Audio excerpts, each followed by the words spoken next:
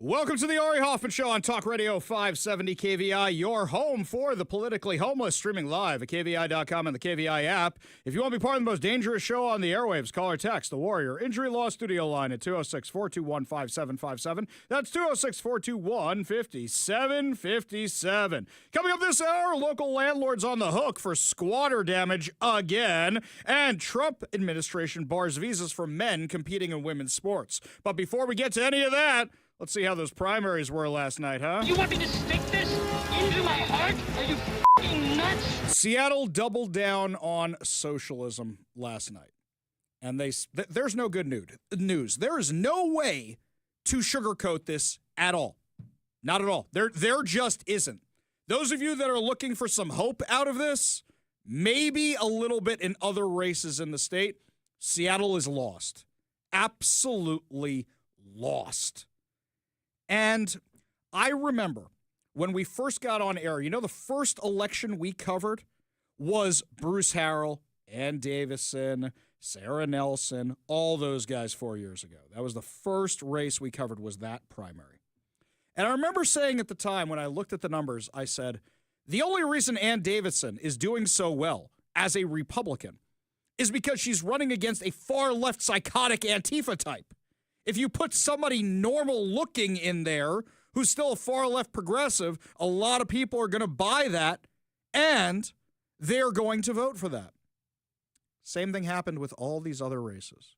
Now, you know how progressive these guys are. You know how socialist these guys are. The average person has no idea.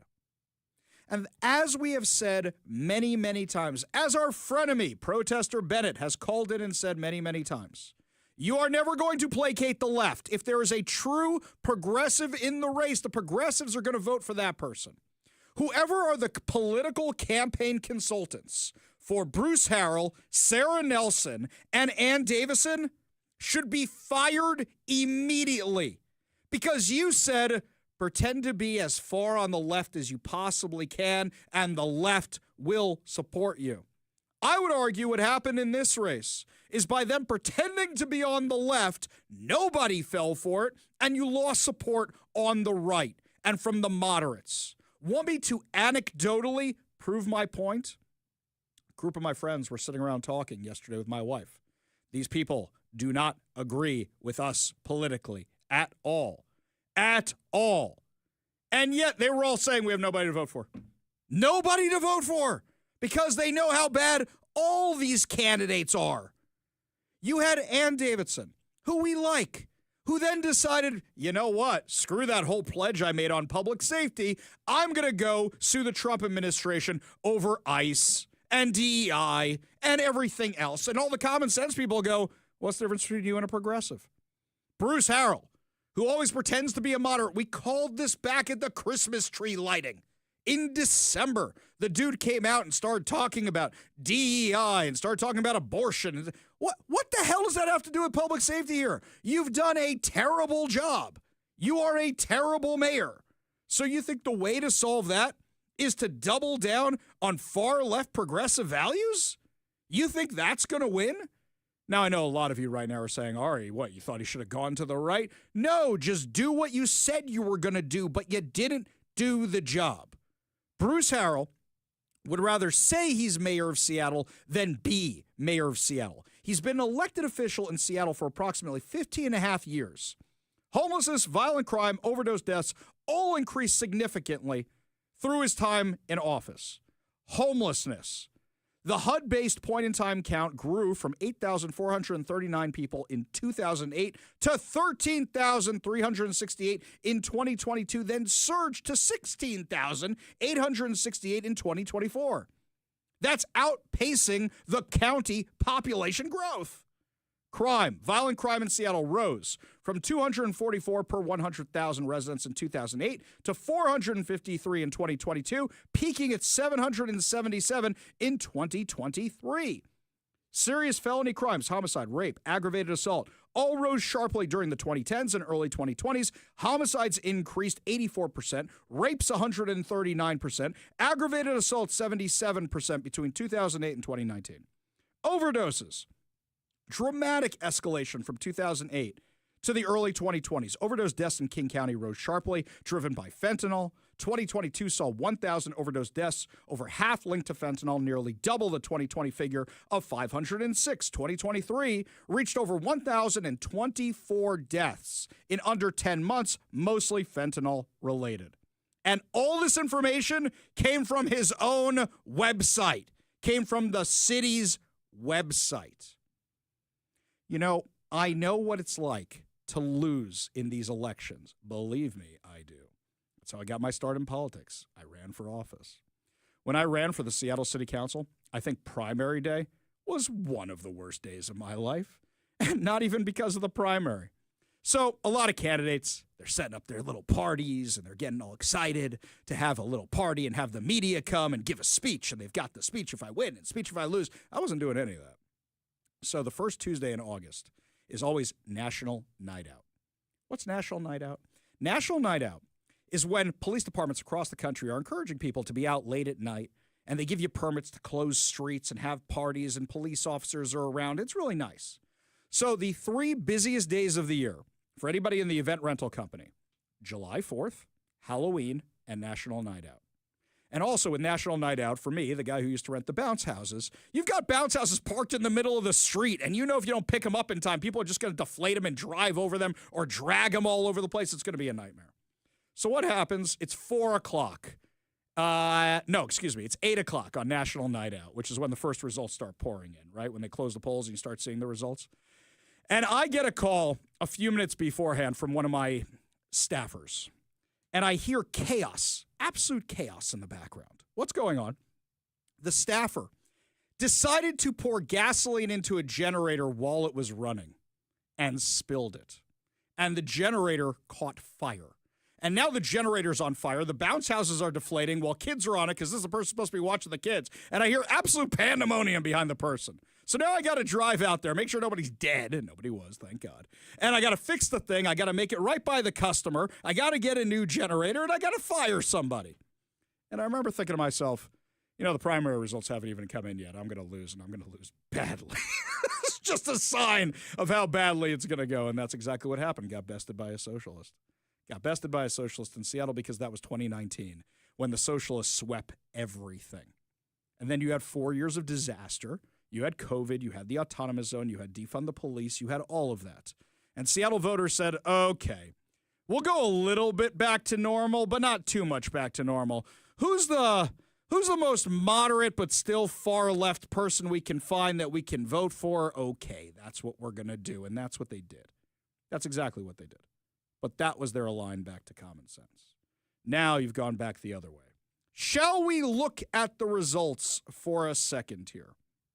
So, Bruce Harrell is trailing challenger Katie Wilson by roughly 1,300 votes. It should never have been that close.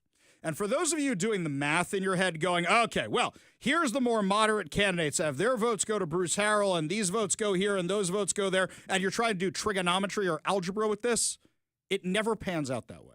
You can make all the assumptions you want. Bruce Harrell is scared. Bruce Harrell is nervous. And the progressives are excited right now because a lot of people are going to stay home. That's what's going to happen. They're just going to say, screw it. No, I don't like either one of these guys. And we know that with late ballots trending more progressive, it's not going to be close for much longer. You're going to have more and more and more of those ballots coming in. Now, before any of you say, voter fraud, illegals, homeless people, I only see 20% of Seattle even showing up for this vote. They don't need to rig the election when nobody shows up, but the progressives do every time. You have Wilson, who has pledged to Trump-proof the city, and you know what? Most people don't even care about that. They just go, oh, she's a progressive. That's what she says. Ann Davidson, also trailing her challenger. Former federal prosecutor Erica Evans leads Davidson 51 to 37%. Now, let's not forget, you have Erica Evans, who used to work for City Attorney Pete Holmes, who didn't prosecute crime. And Erica Evans has said the same thing, that she's basically not going to prosecute crime. That's who's winning right now for Seattle City Attorney. Now, let's keep going on here, shall we? Let's just keep going down the list. Sarah Nelson is behind Dion Foster, former progressive nonprofit leader. And it's bad. It's really bad. She is getting blown out. What do these three candidates have in common? These three candidates all said, we're moderates, we're more reasonable, we're more common sense, and then tried to veer as radically as they could to progressive town. That's not going to win you votes. It's only going to alienate people. That's all it's going to do. I look around, you've got Rachel Savage, who's getting absolutely clobbered by Alexis Mercedes Rink. It's 75% to 14.9%. That's the out and about socialist in Seattle. That's who that is. Now, should I show you some of these races were winnable? I'm going to show you with this one, the democracy vouchers. I've been talking about this for a while. For those of you who haven't caught this story yet, there was no campaign against the democracy vouchers. The democracy vouchers are those little things that you probably threw in the recycling bin or shredded or didn't even realize you got and threw in the garbage, because what they are is they tax you, and then they fund these gift certificates, which you use on political campaigns. And we know that they are ripe for fraud. We know that people have raised hundreds of thousands of dollars, and it hasn't helped their campaigns at all, and they use the money on personal items. And only 4% of Seattleites even used these things in the last election. It was so bad that you even had the Seattle Times endorse voting no on this, even though they buried it and didn't want anybody to know they've endorsed the opposite perspective on this. So what happens is there's no campaign against these things. Zero. Nada. Nilch. So Ethics and Elections contacted me and said, Ari, can you write the statement for this? Sure, no problem. I'll write the statement for this.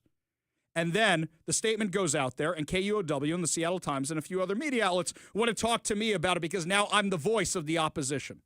It's amazing to me that with no organized campaign whatsoever, 44% of Seattleites said they don't want this thing.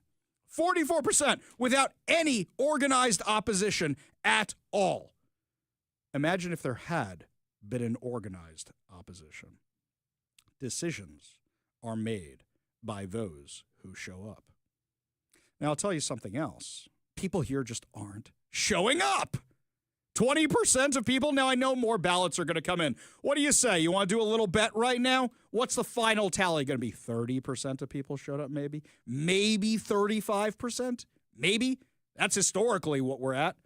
A big election, maybe you get 50%. But that's what you're going to have. They don't need to commit voter fraud at that time. Here's something else. King County GOP's voter guide. They did a thing where they said, okay, who's the better of two bad options? Most of these races, you didn't even have a Republican. You didn't even have a moderate. You just said, who's the better of the bad options? That's not how you win races. You win races by presenting people that people are excited to vote for, that have an idea, that have real ideas, that aren't trying to be somebody else. And I don't see that here at all. I don't. I really, really don't. And unfortunately, that's how you get this. Now, some people may say, Ari, we want to put our resources where they will count, where we can win. Well, I look at some of the statewide races, and they're too close. And I still don't see any ballot harvesting going on. Anybody doing ballot harvesting from the King County GOP? Did I miss that somehow? Anybody doing ballot harvesting? Exactly. Anybody doing ballot harvesting? How about no? I know they do a little bit out in Yakima, so they are off the hook for this today. That's it. But maybe a couple of other small little places. But nobody else does the ballot harvesting. How do you expect to win a race with one leg tied behind your back? You're not going to. And those of you who say, oh, Ari's on a rant, Ari's on a tear again, we can't win in King County, it's because you're not even trying. And you may say, let's put those resources somewhere else. Well, your resources somewhere else, what resources? What are you actually putting into those other races? You gave up on the most populous county in Washington State, and you expect to turn Washington State red? And here's something else. What are we still fighting over? Who's conservative enough? That's the fight we're having. Who's the most America First Trumpiest person we can find? That's not going to help you. That's not going to help you win, but that's the fight that we're having inside the own Republican Party. You look around at what's going on here in the progressives. Let me tell you something. They're celebrating today. They're excited today. But you know what they're going to find out real quickly? Most of them are renters, right? Why is my rent going up? I thought we were taxing the wealthy. Well, when you tax your own landlords, especially small mom and pop landlords, they can't afford it. and your costs go up. Why are my groceries so expensive? Oh, well, you increase taxes on pretty much everything. You got this new B&O tax that's going to that's going to affect small grocers more than anybody else. Gee, why is it getting so expensive? We need affordability here. Let's build more affordable housing. That's not for you. When they say that, they mean that for the homeless people, not you. They're not building affordable housing for you. And whenever they build affordable housing, they're using your money so your life becomes less affordable. That's what's going on around here. I wish I could give you some hope. There's a little bit in the rest of the state. But I'm looking at this, and Seattle doubled down on dumb. That's what they did. They doubled down on dumb. Now, there's a poor comparison that they're trying to make in the rest of the U.S. They're trying to say this is the Mamdani effect. Everybody around here knows this isn't the Mamdani effect. We were doing this long before anybody knew who Zoran Mamdani was. Not before he was born, because he's a little bit older than that. But Seattle has been going to socialist land for a while now. Kshama Sawant was elected how many years ago? That was right around the time I moved here. That's how long ago it was. I remember it happening. No, they've been doing this for years now. And when you get to races where you go, all right, who am I going to hold my nose and vote for? You get to the point where, okay, I agree with 49% of what they say. I agree with 40% of what they say. I agree with 30% of what they say. I agree with 20% of what they say. Maybe I agree with 10%. That's where we're at right now. We're at the 10%. I agree with 10% of what this guy says, but I hate everything the other guy says. So I'm going to vote for the guy with 10%, which is why so many people are saying I'm not even voting anymore. Do you think the New York Yankees win because they have open tryouts? No. They go and they recruit. Who's doing candidate recruitment around here? Half of these races around here are uncontested. You want to say we're not putting much money behind that? Fine. You still need a body to run to remind people you're there. Because if you say we can only fight a battle on so many fronts, your landscape is getting smaller and smaller and smaller and smaller until, what are you defending, a small little island? You ever play Risk before? What happens when you lose on one side and you say, I'm moving my resources over here, and then I'm moving my resources, and then soon you got nothing left? What happens when you play Monopoly and you go, I got to pay my bills over here because I landed on the hotel? Okay, cash everything out, cash everything in, and you have less and less and less and less and less. You have to fight everywhere, and you have to fight smartly. I understand the people who say, Ari, we have limited resources. But I've been hearing that for too long. Every election, it's another excuse. Every election, it's another excuse why there wasn't ballot harvesting, why they were focusing on something else. And I got to tell you, right now, even the moderates are checked out. Do you know JFK, you might remember what he said? Ask not what your country can do for you, but what you can do for your country. That's what Democrats used to be. Now it's, what free stuff are you going to give me? And Zoran Mamdani didn't come up with that. Socialism has been around for centuries. This is what Seattle has become. And unless people who are serious about fixing Seattle actually show up, nothing is going to change. Unless people who are serious about fixing Seattle and fixing King County actually run for office, nothing is going to change. You think putting out a voter's guide is going to make you win? Well, there's only so many people who are actually reading your voter's guide. What about going door to door? What about talking to people? What about knocking on doors? The democracy vouchers, the fact that we got 44% of that vote without even trying, actually shows that you can run on issues. You can run on affordability. You can run on school choice. You can run on taxes. You can run on issues, and you can win. I don't know if there's anybody actually running anymore, is the thing I'm most upset about right now. And when you say, how do we get conservative victory? As I say all the time, it's not enough to just vote. It's not enough to just share on social media. It's not enough to argue on social media.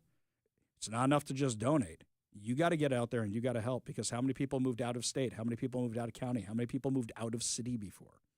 If you don't want to hear me do another rant like that, you got to get involved. I don't consider myself a media guy. I consider myself an activist who has a microphone in front of him because I want to win, and I am so tired of losing, and I do everything I possibly can. I put the time into that voter's guide so that you guys know who to vote for, but we have to help out more candidates. We have to find more candidates. You know what I say to a lot of people who come on the show? I say to them, I'd love to see you run for office. Oh, I don't know about that. I go, yeah, you're going to get punched in the teeth a bunch of times, but you know what? I don't mean that literally. I mean that figuratively. But you know what? We got to try somewhere. If not you, then who? I did it. Who else is going to step up and do it? You disagree with me? You agree with me? You want to vent about this? I am here for you. You bring your problems to the Hoffather. The Hoffather will take care of you. Let's talk about this. You tell me if you think Seattle's even worth saving. Give us a call or a text at 206-421-5757. That's 206-421-5757. When we come back, the results of progressive policies are that a landlord had a whole bunch of squatters invade his property, and now he's the one being fined for all this. We'll tell you what's going on when we come back. You're listening to the Ari Hoffman Show on Talk Radio 570 KVI.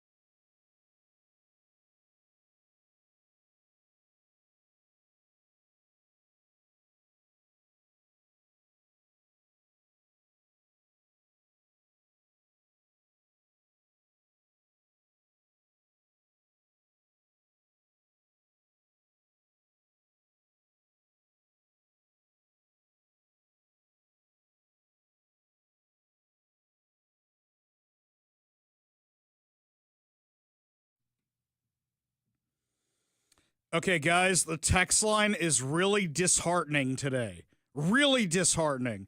Jeremy, I'm sorry to pick on you, but I'm going to pick on you. You got our phone number. You know how to get in touch with us. You listen to the show. And you said we never got a voter's guide? Well, then contact me, and I'll email you the voter's guide that's been on KVI for the last month. Or better yet, you can go on the King County Elections website or whatever your county elections website is and find it right there. We are here to help you out. Not getting a voter's guide is not an excuse to say I don't know who to vote for. I'm sorry for picking on you, Jeremy, but then you said we didn't get one the time before either. So then you should know how to address that. You should know how to fix that. And then Robin Lakewood, he says, great intro. You are right. But how do you win against dishonest Dems and their Democrat media? By going door to door, by ballot harvesting. The ways we know how to win. How did Charlie Kirk win? How did Scott Pressler win? How did they win in states like Arizona? How are they winning in states like New Jersey? By doing that. This one here. Ari, look what they did to Tim Eyman. There's your answer for not getting involved. I'm tired of hearing about Tim Eyman. Tim Eyman did half of this to himself. You walk out of a store with a chair that you stole, you're going to start your own problems, okay? I understand he put his neck out on a bunch of stuff, but at the same time, there's plenty of other candidates who run for office who Bob Ferguson does not try to destroy them financially. You leave yourself open financially enough, and they will come gunning for you. I have sympathy for the guy. Don't get me wrong, but some of that, self-created drama. Guys, you got to be looking at this and stop making excuses. And go at some point, here's what we have to do to win. Now, Thomas here has something which I understand. He says, the reason why nobody votes anymore is because every time we do vote on initiatives, we're told it's unconstitutional. We're not allowed to vote on these issues. We don't know what we're doing. Tell us what's best for you. None of our votes count anymore, so people leave the state or they just stop caring anymore. That's the problem. Thomas, you're 100% right. But how many people say on social media, vote them out? How many times we see that, Mike? And those are probably the people who are not actually even voting. Because when 20% of the people show up for the election, the majority of people on social media say, vote them out or your vote doesn't count. You're letting them win. And they know it. The system was designed this way. Thomas, you're not wrong about the initiatives. You're not wrong about any of that. But you know what? You do get some success.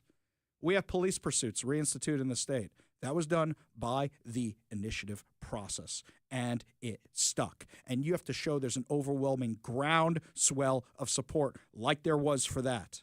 I know you're playing against a stacked deck.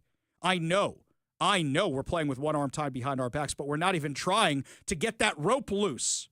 Are we ballot harvesting? Are we doing that? Are we knocking on doors? No, we're not. And we need to be doing that with the same passion we did for the initiatives, for candidates we think can win. Somebody like Rachel Savage only getting, 25% of the vote, if that? Rachel Savage is a decent candidate. But realize that Alexis Mercedes Rink, the socialist, got 75% of the 20% that showed up. You go, that's insurmountable. No, it's not. You got to get more people out there and more people to vote. We go to the Warrior Injury Law studio line. Take a call from Dave in Snohomish. Dave, what's going on? Hey, guys, I got some a breath of fresh air for you. The people of Washington State, and I've been listening to you today. I got my radio on my rig just this morning, and I haven't had one for about a year. Anyway, the way that they got the lottery passed in Washington State was the money was supposed to go to the school districts. And I know everything's bad. Things are getting worse all the time. And the first thing to do, the people need to do is quit playing the lottery because you're funding the people that are running this state to do harm to you. Well, by that logic, hang on a second, Dave. By that logic, we should also stop buying alcohol and stop buying a lot of other stuff in the state because it's all funding that. No. The people that are running Washington State and the county government, the people that are running Washington State and the county governments, they don't know what they're doing for the most part. That's why it cost me $260 to take my cat in last week for a checkup. That's why it cost me $180 for an alternator. I'm not talking about killing everything. I'm talking about if you're a U.S. citizen registered to vote, because the 26th election coming up, if you love your country and you're a U.S. citizen and you want to improve your standard of living, get registered to vote. I'm about ready to spend some of my own money to get some radio time. This is the first time I've been on the radio, but I'm telling you that the people that are running this state are not they're not doing you any favor, and everybody ought to know that. Well, by I now. think, Dave, I agree with everything you're saying, okay? I agree with everything you're saying, but people have to actually get out there and vote, and too many people aren't actually doing that. Appreciate the call. Appreciate you being part of the show. You want to be part of the show, give us a call or a text at 206-421-5757. That's 206-421-5757. We go back to the Warrior Injury Law studio line, take a call from our friend Transit Joe. Transit Joe, what's up? What's up? I got to tour King County elections today, and I'm calling you from the bus on the way home. And I got to tell you, they run a very proficient operation. They've had 20 elections in a row where every vote's had a voter. They take extreme precautions, like dirty. I think it was like dirty video cameras in there. People can only go to certain places. And what happens when the fire alarm goes off and they evacuate everybody like last time for no reason? Well, when that happens, everybody and then the has cameras to leave. and then the cameras weren't working like that. Oh, I didn't know about this, but it's a very safe, very reliable system. I'm trying to help Joe, you, can you do me a and get favor? everyone to get off their butt and vote. Oh no, I agree with you on that. But Joe, would you send me cash through the mail? Yes, I would. You would send me cash through the mail? Yeah. Why do you need money? No. Oh, that's so sweet, Joe. That's so sweet, Joe. You think I need help? No. I'm saying is I would never send anybody cash through the mail because I don't trust the mail. So why would I send my vote the same way? I make sure it goes to that drop box. Okay. That is what I do. That's what I recommend as well. And I actually got to watch the ballot box crew take the boxes of ballots they got at 8 o'clock last night, and they started going through them for Kirkland and I think a few other places. Okay, Joe, I see the point you're making. I get the point you're making. You're saying is that you were there as an election observer and you saw no funny business. And you know what? I'm willing to agree with you on that. I haven't even alleged that there is funny business, and I know you're trying to disprove the listeners that say that there is funny business. But at the end of the day, Joe, 20, 30% of people showing up, that's not going to do it, is it? No, it's not. Decisions are made by those who show up, and it's important for people to appreciate what our military and our first responders do for us, as well as our election workers. Exactly right. Appreciate you going down there and keeping our elections safeguarded, Joe. Appreciate you making that effort. More people should be like you. Appreciate you being part of the show. You want to be part of the show, give us a call or a text at 206-421-5757. That's 206-421-5757. When we come back, my friends, Massachusetts is threatening to redistrict to make it more beneficial for the Democrats. The only problem is there's no GOP districts in Massachusetts. Yes, this redistricting fight has reached a new level of insanity. You're listening to the Ari Hoffman Show on Talk Radio 570 KVI.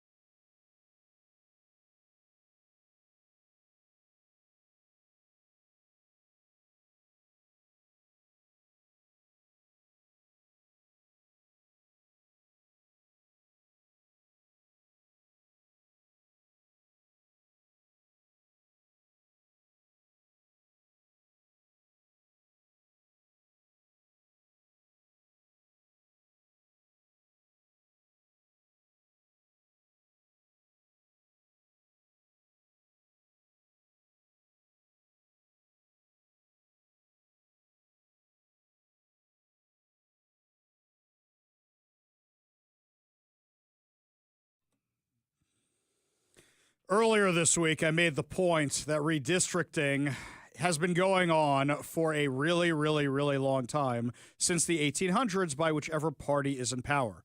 Just look at Seattle's maps. Just look at Washington's maps. Look what they did in Yakima this year. The Democrats trying to redistrict to get rid of a Latina Republican just so she couldn't run for office. That's what they did this year in Washington. But the Democrats claiming, oh, the redistricting is going to end democracy. Give me a break. To illustrate the point, we have Stephen Colbert. I kid you not, Stephen Colbert. So J.B. Pritzker is on his show. He's the governor of Illinois. He's on his show. Illinois, one of the most gerrymandered states in the Union. Stephen Colbert even held up a map of how gerrymandered it is. And J.B. Pritzker had no response. Easy districts in Illinois. Take a look at this. Look at 17 here. It does that. Then it comes up here and it sneaks around there and goes all the way up here and then goes right over there like that. And look at this one, kind of goes whoop up there. It's like the stinger on a scorpion down here. Is this common for all states to do?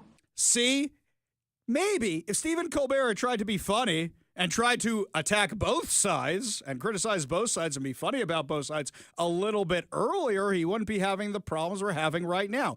Illinois is one of the most gerrymandered states in the entire U.S., and the Democrats from Texas went there to make their case? Really? That's where you're going to go to make your case on redistricting. Are you kidding me?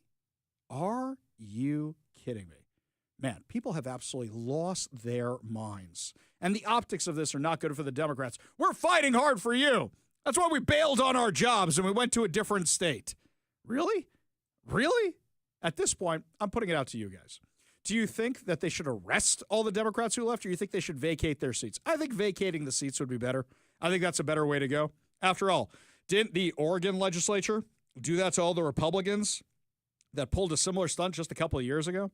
Meanwhile, switching gear here for a second, President Donald Trump threatened to take federal control of Washington, D.C. if it doesn't begin cleaning up the crime in the city, including prosecuting violent minor offenders as adults, after a former Doge worker was attacked while defending a woman who was being attacked.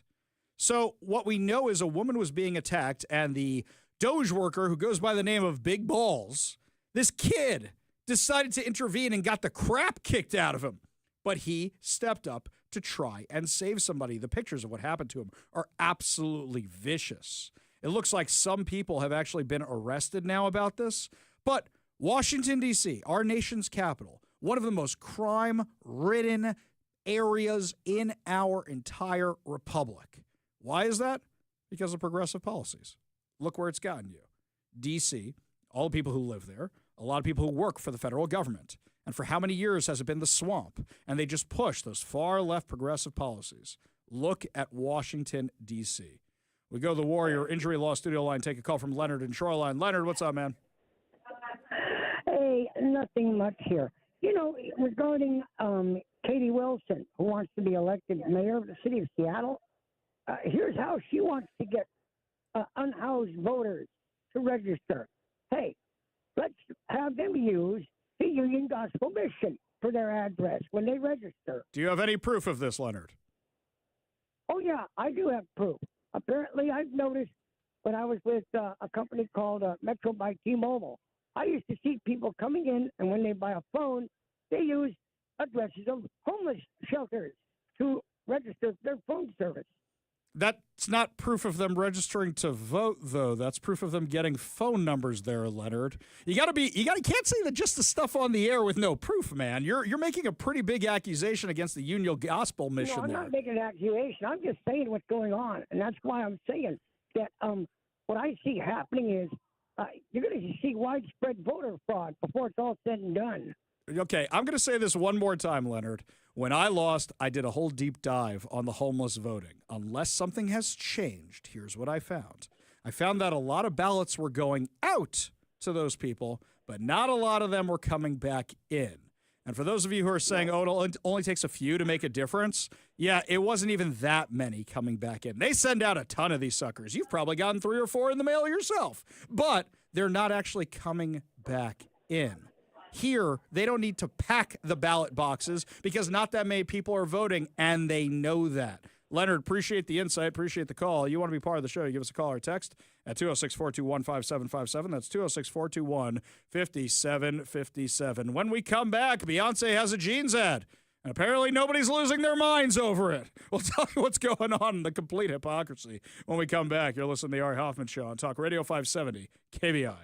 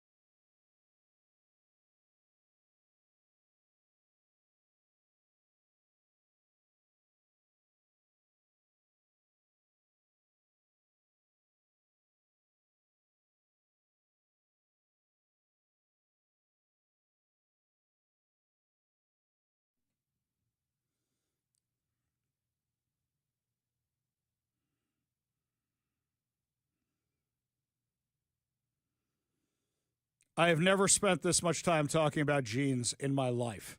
Never have. What are we now, almost 2 weeks out of the ad first coming out, and we're still talking about jeans? I don't think I spoke this much about jeans when I used to wear a jean jacket and have torn jeans. I don't even think I discussed it that much back in the 80s. And now all we can do is talk about jeans. What's the latest chapter in this nothing burger controversy that is only making American Eagle more money with every story that is done on this? Now, competing jeans companies are making money for American Eagle because they're advertising jeans. What do I mean by this? Beyonce just did an ad for Levi's. And everybody's looking at the ad. And magically, nobody's criticizing it. Nobody except for people on our side of the aisle. And the criticism they have is, hey, why is nobody getting mad about this jeans ad? Why is nobody calling out this jeans ad at all? This is crazy. How much people are obsessed with this. I'll actually say, congratulations, you played yourselves to the left. Because that's what happened. Congratulations, you played yourself. You guys tried to create a controversy over Sydney Sweeney and over the American Eagle jeans. And in the process of doing so, you helped the company skyrocket its stock prices. I assume you're going to see an increase in sales too.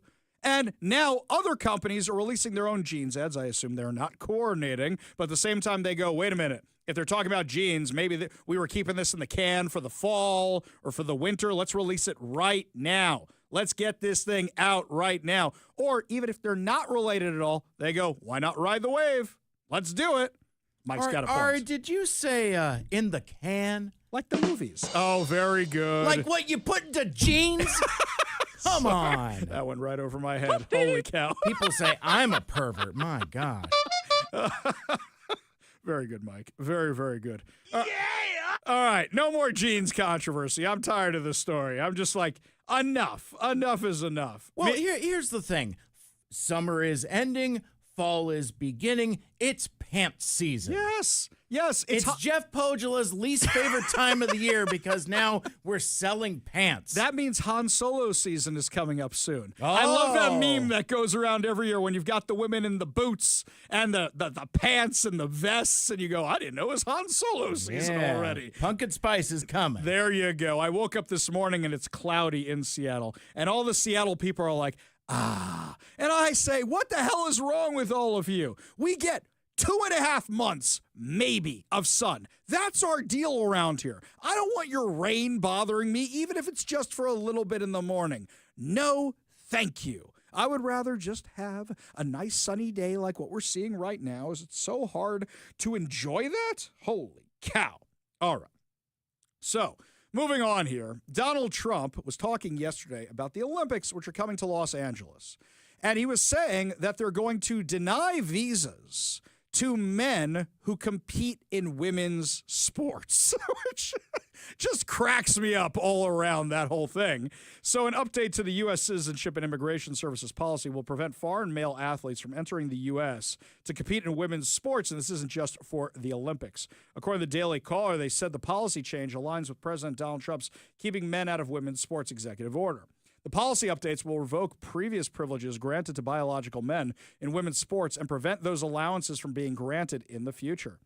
USCIS spokesperson Matthew Trageser said men do not belong in women's sports. The USCIS, all right, that's not easy to say. I have to actually work on all these things here, is closing the loophole for foreign male athletes whose only chance at winning elite sports is to change their gender identity and leverage their biological advantages against women.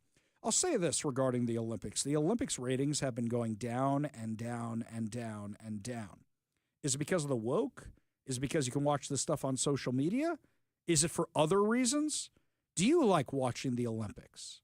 I think that after the big press conference Donald Trump did, and after he wants to show that it was the best Olympics ever with the highest ratings ever, if Donald Trump cannot make these Olympics ratings go up, I don't think anybody can. And we have to find a different way of doing the Olympics.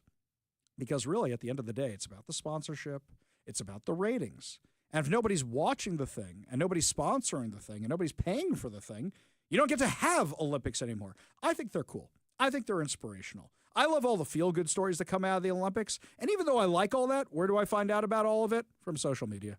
I'm not actually watching the Olympics. Plus, with the time change, it's a little difficult. But with a huge television audience, like you have here in America, where things are actually in normal American time zones to watch these games, rather than you have to wake up at 2 a.m. to watch the figure skating or the skydiving or whatever crazy sport they come up with now.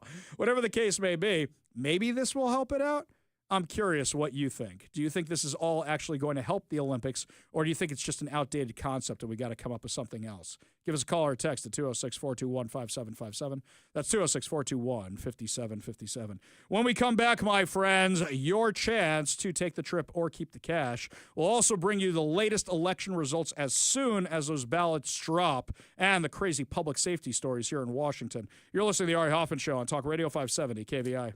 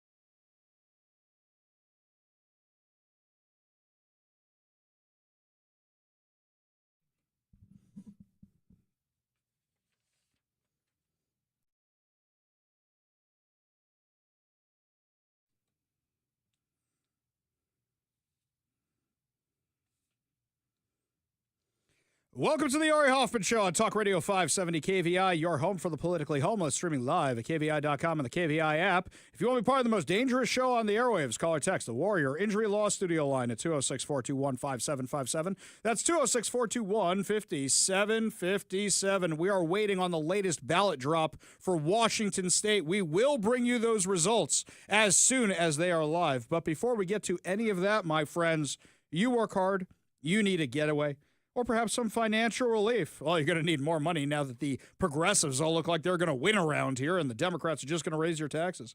We've got you covered with KVI's Take the Trip or Keep the Cash. This week, you can get away to Japan, have sushi in Shibuya, temples in Kyoto, maybe check out some cherry blossoms, or have a chance at $3,000 cash. Now, I'm going to give you the keyword, and you just text the keyword. Not your name, not your phone number, not your address, not your email address. Not Ari, you are the most good-looking radio host in the world, and you are always right about everything. Not that. Not even, hi, Ari, thanks for doing this. Here's the keyword. Just the keyword itself. And you're going to text it to the number that I give you, just the number, not my social media. Don't email me with it. Don't call us with it. Just text it to the number I give you.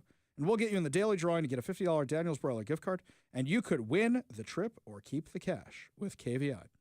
Today's keyword is fan, as in I'm a fan of the Ari Hoffman Show, as in it's really hot in my studio, I need a fan, as in maybe you're a fan of the Seattle Mariners, as in you're probably not a fan of the WNBA. As in, I'm a fan of the New York Mets. Text the word fan, F-A-N, to 206-421-5757. That's 206-421-5757. You have from now until 5 o'clock to enter. Your next chance at winning comes tomorrow morning at 8 a.m. Reminder to check out danielsbroiler.com to reserve a table, place your takeout or delivery order, and so much more. Okay, time to turn that fan off. They can text the word fan, F-A-N, to 206-421-5757. What? I can't hear you over the sound of this fan running. I'm having like flashbacks to camp when that thing's set up in the bunk and all you hear is the fan going and then people start putting cards in it and you're going, what are you doing? Right? Yeah, that's what I'm thinking of right now. I'm having flashbacks to before I had air conditioning. Meanwhile, switching gears over here to what's going on locally, we are waiting for the next round of ballot drops. That's what we're looking for. But while we're doing that, I saw some progressives celebrating online yesterday, or I should say last night, with all these victories. And I said, what are you so happy about? How have Republicans made your life worse in Seattle or King County or Washington? What Republicans? What Republicans? Really? I'm driving up to the studio this morning and out in the parking lot. There is a, shall we just say, an unsheltered neighbor, I assume, who is holding a big squeegee stick and the squeegee at the end. And I said, that's a little odd. I wonder what he's doing with that. And I see him start hitting cars with it. And then he's looking around as if there's somebody looking for him, and he's poking it like he's in Karate Kid 2, and he's fighting for Miyagi-Do right in there. So I have to come up here and I have to say to my coworkers, including those from KVI and our friends over at Northwest News Radio, our sister station, I have to say, guys, maybe have their car parked outside today because there's a gentleman out there with a squeegee stick who seems to be assaulting people's vehicles. And they all run to the windows because it's fun to look at this kind of stuff because, hey, we're in Seattle. We get this stuff all the time. Now, we did the story at the end of the show yesterday, but it has now gotten national attention. I had friends reaching out to me say, you hear about the guy who tried to have sex with a fridge at Trader Joe's? And I'm like, what? Yes, of course we heard about it. We make our money on that kind of stuff. But this story was everywhere last night because it's just so absurd. And the amount of crazy things that happen in our area, the amount of absolute insanity, it's just crazier and crazier and crazier. And at this point, I just assume it's true until I hear otherwise. Every day, it's another insane story. Every single day. What did we have here from the scanner? Here we go. From the police scanner Twitter account, the PD scanner chatter. Rainier Beach Safeway, disturbance. Calls say 2 suspects smashed a window in the parking lot, screaming that someone broke their skateboard. Now there is a report that a skateboarder was hit by a car, and the car owner is trying to run the caller over. This is Seattle. This is Seattle on a normal day. It's just, this is what's going on around here. Oh, here's another one. I didn't catch the address, but officer just told dispatch this DOA, dead on arrival, decided not to be a DOA anymore. Medics are going to give them a ride to the ER. Wait, what? Is this a zombie? Is this the Walking Dead we're living in around here? Decided not to be a DOA anymore. My God, our city, our state, absolutely crazy. Meanwhile, jury selection began earlier this week for the trial of a man accused of stabbing a woman on a trail in Point Defiance Park last year. Nicholas Matthew, age 29, is charged with first-degree attempted murder. According to prosecutors, Matthew plans to represent himself in court. Oh, that's going to work out well. You know what Mark Twain says about people who represent themselves? You have a fool for a client. According to Como News, the attack occurred in broad daylight on the afternoon of February 10th, 2024, on a popular trail in the park. The victim, who was walking alone, said Matthew approached her from behind and began stabbing her. According to court documents obtained by the outlet, she fought back and even offered him money in an attempt to stop the assault. A nearby witness heard the woman screaming and intervened, helping to stop Matthew's assault. So, court records state that items from the crime scene were processed and came back as a match for Matthew, fingerprints, et cetera, et cetera, et cetera. Police arrested Matthew over a month after the attack at San Francisco International Airport, just hours before he was allegedly planning to flee the country. During an arraignment last year, prosecutors revealed that Matthew's mother had reported his previous diagnosis of mental illness. Man, would have been nice if we didn't defund all the state mental hospitals around here. Court records show Matthew spent about 5.5 months at Western State Hospital. Oh, speaking of the hospitals that were defunded around here, to restore his competency to be able to stand trial, and was previously diagnosed with schizophrenia and depression. Records show he also refused to take medications, suffered from psychosis and hallucinations. You know, sometimes you have to lock people away, not just for their own good, but for the public's as well. I know everybody's thinking about lobotomies, like it's the 1950s or something. We don't do that anymore. In June, a doctor cleared Matthew to stand trial, writing in a forensic psychological evaluation he has not presented with overt symptoms of mental illness and is generally presented with stable mood, no hallucinations or delusions, no sign of mania, and organized thinking. Como News spoke with a former Pierce County prosecuting attorney, Mark Lindquist, about the case. Lindquist is not involved in the case, but said the court does occasionally see defendants choose to represent themselves. I think if the guy is choosing to represent himself, rather than getting a court-appointed attorney that is provided for you for free, even if you get what you pay for with a free attorney, I would assume that's better than representing yourself, and I would assume that by representing yourself, you are proving you are not psychologically up to this. After an attack on this woman in Port Defiance Park, is it any wonder that people are worried about their own public safety, especially with the election results last night? So from the center square, the Washington State Department of Licensing is seeing a surge in applications for concealed carry permits for firearms. Before reading the rest of the article, why do you think this is? Could it be that they have all those new requirements going into place in 2027? Yes. Once again, Democrats are the #1 gun seller. Thank you so much for all the help, guys. But on top of that, with crime not actually getting better, even though people claim, like how Bob Ferguson claimed, oh, look how good crime is on the same weekend we had 5 shootings, 3 of them fatal. Of course people want to take care of themselves. At the end of June 2025, there were 709,334 Washington residents with an active concealed pistol license, noted DOL communications consultant Rob Wyman in an email to the Center Square. That represents a month-over-month increase of 1,410 statewide. Wyman said the one-month increase is the largest seen to date. Quote, it's not unusual for numbers to rise from one month to the next. It's also not unusual for them to go down. Numbers historically fluctuate and stagnate at various points in time. Do you think they historically go up when somebody talks about another type of ban on firearms or more restrictions on firearms or when there's more crime? Just a hunch, because that's what we see anytime we report these stories. At the end of 2024, the DOL reported there were 700,623 active concealed licenses in the state. That meant more than 8,700 people in Washington obtained a concealed carry permit in the first 6 months of 2025. Yeah, why do you think people are getting these permits? There's a real shocker. You know which city is actually seeing crime go down? Bellevue. According to Cairo, the Bellevue Police Department has joined a growing number of law enforcement agencies in Western Washington that are seeing a downward trend in overall crime. You mean when you actually prosecute crime? You mean when you actually arrest people, you see less crime? There's a shocker. Never saw that one coming. We go to the Warrior Injury Law studio line, take a call from our frenemy, Bennett the protester. Bennett, I'm sure you're celebrating today. Did you have a l'chaim last night? Woo! And I wanted to congratulate you. Such restraint. You waited a whole hour to get to the fridge humping story. Well, dude, I did it yesterday. I don't deserve that credit. I don't deserve that credit at all. We did it yesterday. I was just mentioning it in passing. You know, I heard he may tag in the other guy afterwards. Oh, no. Stop that. Stop that, Bennett. Careful, careful. FCC doesn't like action words. Careful with that, though. What's on your mind today?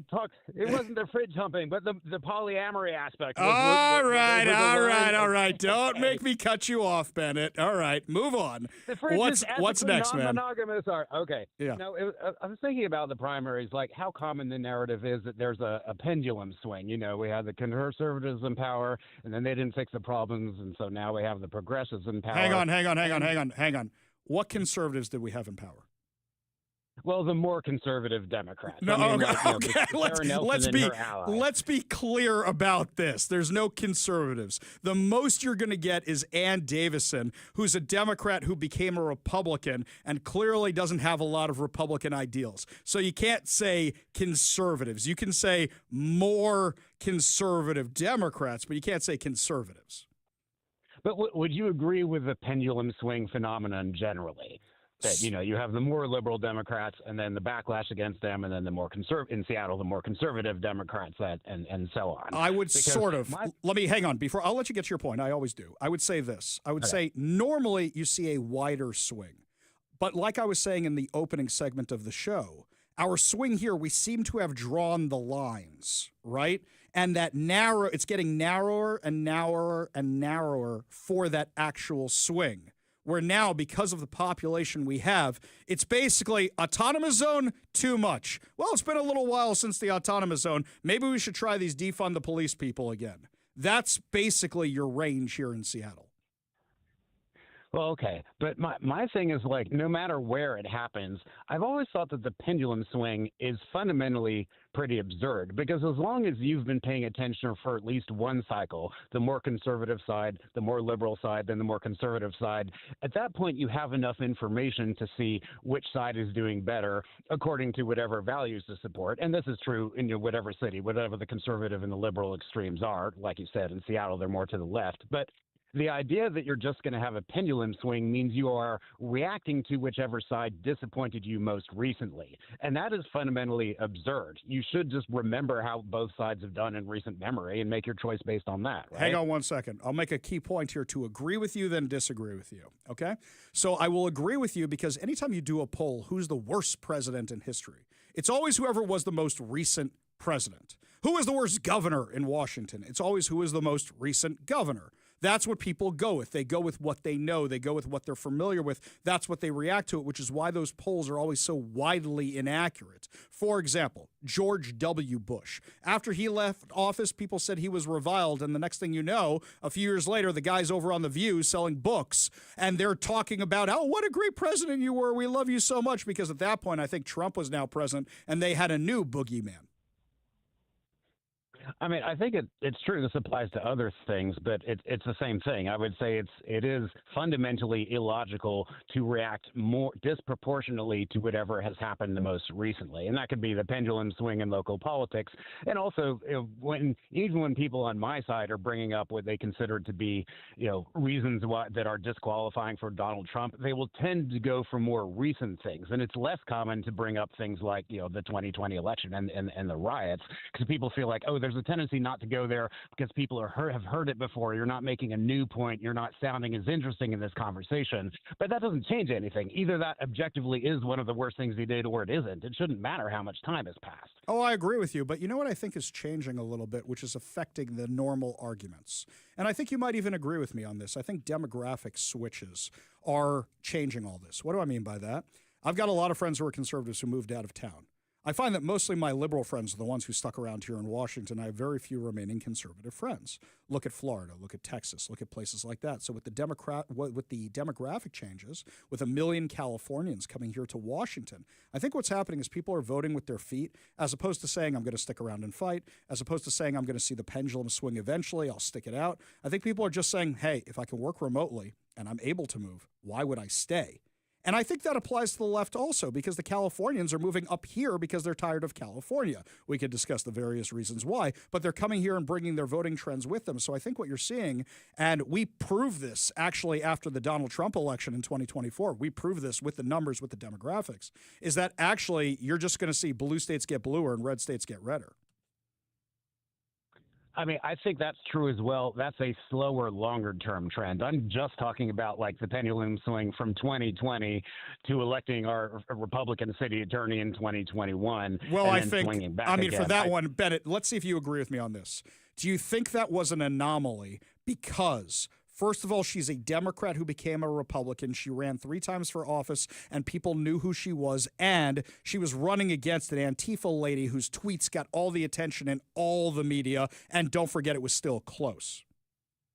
Yeah, and I mean, Nicole Thomas Kennedy, not truly Antifa, but she was running on a platform of abolishing the police. Wait a second. She wanted to set up a staging area for Antifa between Seattle and Portland. She tweeted some things that were weird. I didn't think it was. Are you saying it's stolen valor? Are you saying it's stolen valor? I'm just saying you were just asking, has any Republican made your life worse? And your very next caller is the guy who was charged by Ann Davidson. So at least you have your answer to that. Okay, Bennett, I appreciate the back and forth as always. Appreciate the call. You want to be part of the show, you give us a call or a text at 206-421-5757. That's 206-421-5757. Mike has just informed me that the latest ballot results have dropped. So when we come back, my friends, we will have the latest results for you. Has it gotten better or worse for those of us with common sense here in Washington? You're listening to the Ari Hoffman Show on the Talk Radio 570 KVI.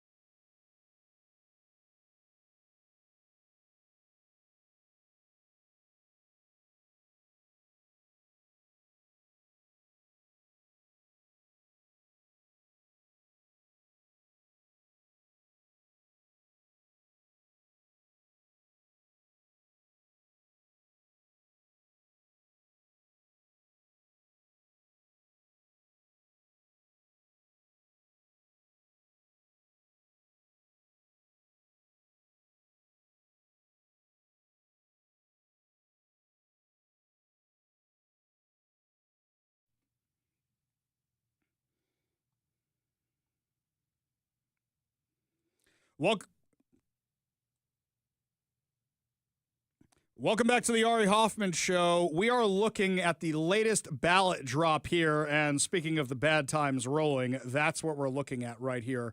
So everything that was close, the gap is widening, even in the things we thought were good news. Now, there's a lot of people saying, oh, look, we're going to have some good news in the legislature. I don't know what you're looking at. I don't know what you're looking at.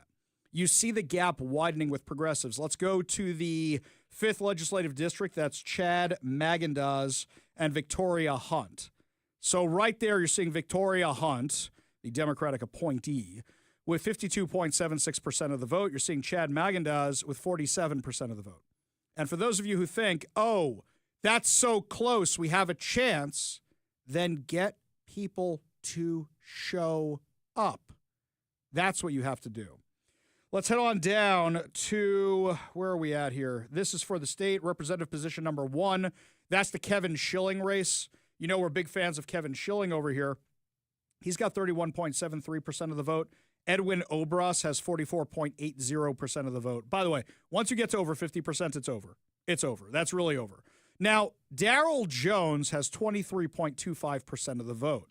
So what a lot of people are saying, oh, are those votes going to go to Kevin Schilling? I'm not so sure. We love Kevin Schilling. We want him to run. We want him to win. I'm concerned. Shall we just say that? Here's 2 that I want to bring your attention to. This is Legislative District number 34. Emily Alvarado versus Breonna K. Thomas. No opposition. No opposition at all. And people keep saying, hey, Ari, we got to put our resources where they can do the most good, but not even having anybody show up for these races, that's really, really bad. Let's look at the Seattle mayor's race. Katie Wilson has opened the gap with Bruce Harrell. She's at 47.97%. He's at 43.49%. Okay, let's do the math that they're doing over at Harrell Campaign HQ right now. They're saying, well, Joe Mallahan people might go for us. Why do you think that? Joe Mallahan got 4.63% of the vote. Joe Mallahan people, he literally said that Katie Wilson is one of the smartest political people he knows, and he wants to back her. So odds are he's going to make a deal with her. So counting on that 4%, that's not going to help you. Rye Armstrong, the guy from Real Change, that's not going to help you. Isaiah Willoughby, the guy who has the same name as somebody who lit fire to the Seattle police precinct, that's not going to help you. Thaddeus Whelan got no votes. Joe Malloy, who's the homeless guy, got no votes. Katie Wilson, how do you expect to make up those votes? I think the next mayor of Seattle is going to be Katie Wilson. And I think we're all in trouble. This is something she said earlier this week about ICE. Oh, sorry. Wait a second. We'll have that clip for you later. We'll play that clip for you later. I'll have that one in the next segment, as a matter of fact. That's my bad. That's my bad. Don't worry about it. Okay, so switching gears over here, looking to the next race. Let's go to Ann Davidson's race for a second. With Ann Davidson is getting blown out. Erica Evans is at 52.98%. Ann Davidson is at 35.76%. Rory O'Sullivan, those votes are not going to Ann Davidson. Those 6.12% of the vote, those are going to go to Erica Evans. So she's going to have an even bigger gap. I think it's clear to say that a prosecuting city attorney, or a city attorney, who doesn't want to prosecute crime is now going to be our next city attorney. I know you people are saying, oh, it's early and it's only X% of the vote. This is how the trends normally go. So let's see what happens with Harrell and Davidson. You lost a lot of your moderate support. You lost a lot of your moderate support when you started taking these crazy policies to try and win the left. A true progressive is not going to back a fake progressive.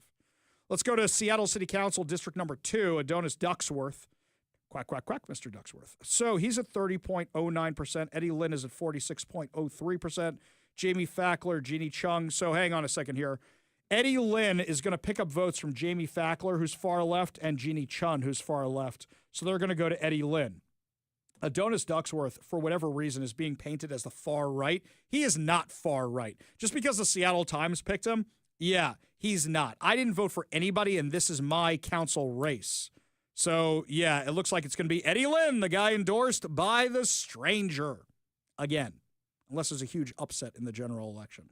Let's go to Seattle City Council position number 8.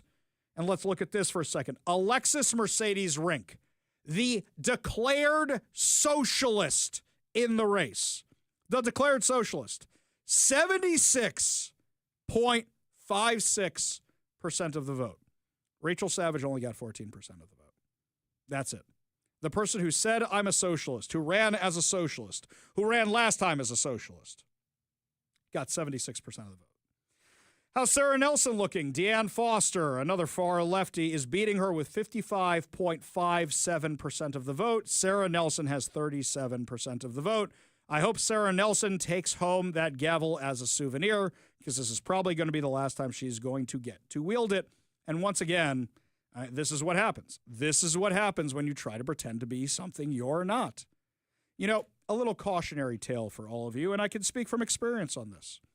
When I ran for office, I had all these political consultants. By the way, most political consultants have no idea what they're talking about. If you ever think about running for office, I'll do your political consulting for free. Just call me for advice, and I'll help you out. Mike, every single time we interview a candidate, you always hear my pre- and post calls. And one of the things I always say to them, be true to who you are so you can look at yourself in the mirror afterwards, and get the hell out of town after the race because you need a vacation to clear your head because your head is screwed up after a race. I say that every single time to every single candidate. Every single one. And why do I say this? Because I had to get out of town after my race because my head was such a mess. I had to clear my head. I took my family to Disneyland for like 3-4 days, and it still didn't work, even after going on Smuggler's Run in the Millennium Falcon. But here's something else. Towards the end of the race, you start believing, yeah, I'm gonna be on the council, and then I'm gonna do this, and then I'm gonna do that, and you know what? These political consultants, they're always agreeing with me, so they must know what they're talking about. They must know. Yeah, they don't. They don't. You can't make good decisions anymore. You want to be able to look at yourself in the mirror afterwards. I wonder how Ann Davidson, Bruce Harrell, okay, forget him. But Ann Davidson, Sarah Nelson, you guys tried to be lefties. That's not who you are. It's not who you are at all. Proposition number 1. This is for the democracy vouchers. It looks like they widened the gap 57 to 42%. And as I said last time with the proposition, guys, you got 42% of the vote on the democracy vouchers without any organized campaign against them. Now imagine if there had been an organized campaign against them. Mike, I'm not seeing a result here. Can you do me a favor and look for something for me? Michelle Caldier's race. Can you find that one? For some reason, I'm not seeing that one here. Would you mind looking that one up for me? However, while you're doing that, good news for Mike.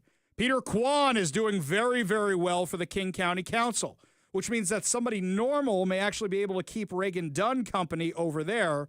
So there's some good news right there. That is a little bit of good news. The King County property tax levy is passing with flying colors. So anytime somebody here complains about affordability, you say, did you vote for the property tax increase for parks? Even though the parks are overrun by the homeless guys? Did you vote for that one? Those are just the ones I'm looking at there. Anywho, this is the kind of stuff that we're looking at right now, and the results are not good. Not good. But once again, looking at these results, 23% of the electorate showed up for the primary? 23%. That's it. That's it. That means you have over 70% of the electorate that didn't even bother voting, that are unengaged voters. Do you know how Charlie Kirk won Arizona for Donald Trump? Do you know how Scott Presler won Pennsylvania for Donald Trump? Do you know how Scott Presler is winning New Jersey for Donald Trump? Because they got the unengaged voters. I don't see anybody doing ballot harvesting. I don't see anybody doing ballot registration. I don't see any of that. Yeah, Mike, what do you got for me? Okay, so I had to go to northwestprogressive.org to find this, but so actually this might not even include the current drop now, but they posted it 12 minutes ago. Okay. Sorry, I'm workshopping in real time. No problem. That's fine. Currently hanging on by a thread, 50.04% versus 49. Who's got the 50? Michelle? Caldier does. That's good news. Yeah. That's huge news. Okay. That's really, really good. Now, guys, you can't rest on your laurels in that district. Mike, are there any other candidates there? Any other, third-tier candidates or something like that? No, it looks like it's just the two. Okay, so just the two of them. So then in that case, guys, the progressives are going to show up in force for the November election. Michelle Caldier is where you got to put your effort into. That's where you got to put your effort. You got to put your eggs in that basket for this election. And to my Republican friends in King County, I don't know what race to even put any efforts in. I really don't. I'm looking around at this and going, which battles are worth fighting? Which battles can you win? I'm looking at this right now, and it don't look good. It just doesn't. I'm not saying don't have the fight, but some internal discussions got to be made about how you have an autopsy this bad, because I'm looking at a dead body. That's what I'm looking at right now. Joe Biden's more alive than Republicans in King County right now. We got a whole lot more to discuss as the show continues. Tomorrow is going to be our huge Make-A-Wish Miles Drive. And we've got a story coming up that's inspiring. It might get you in the right mood for something positive after these election results. You're listening to the Ari Hoffman Show on Talk Radio 570 KVI.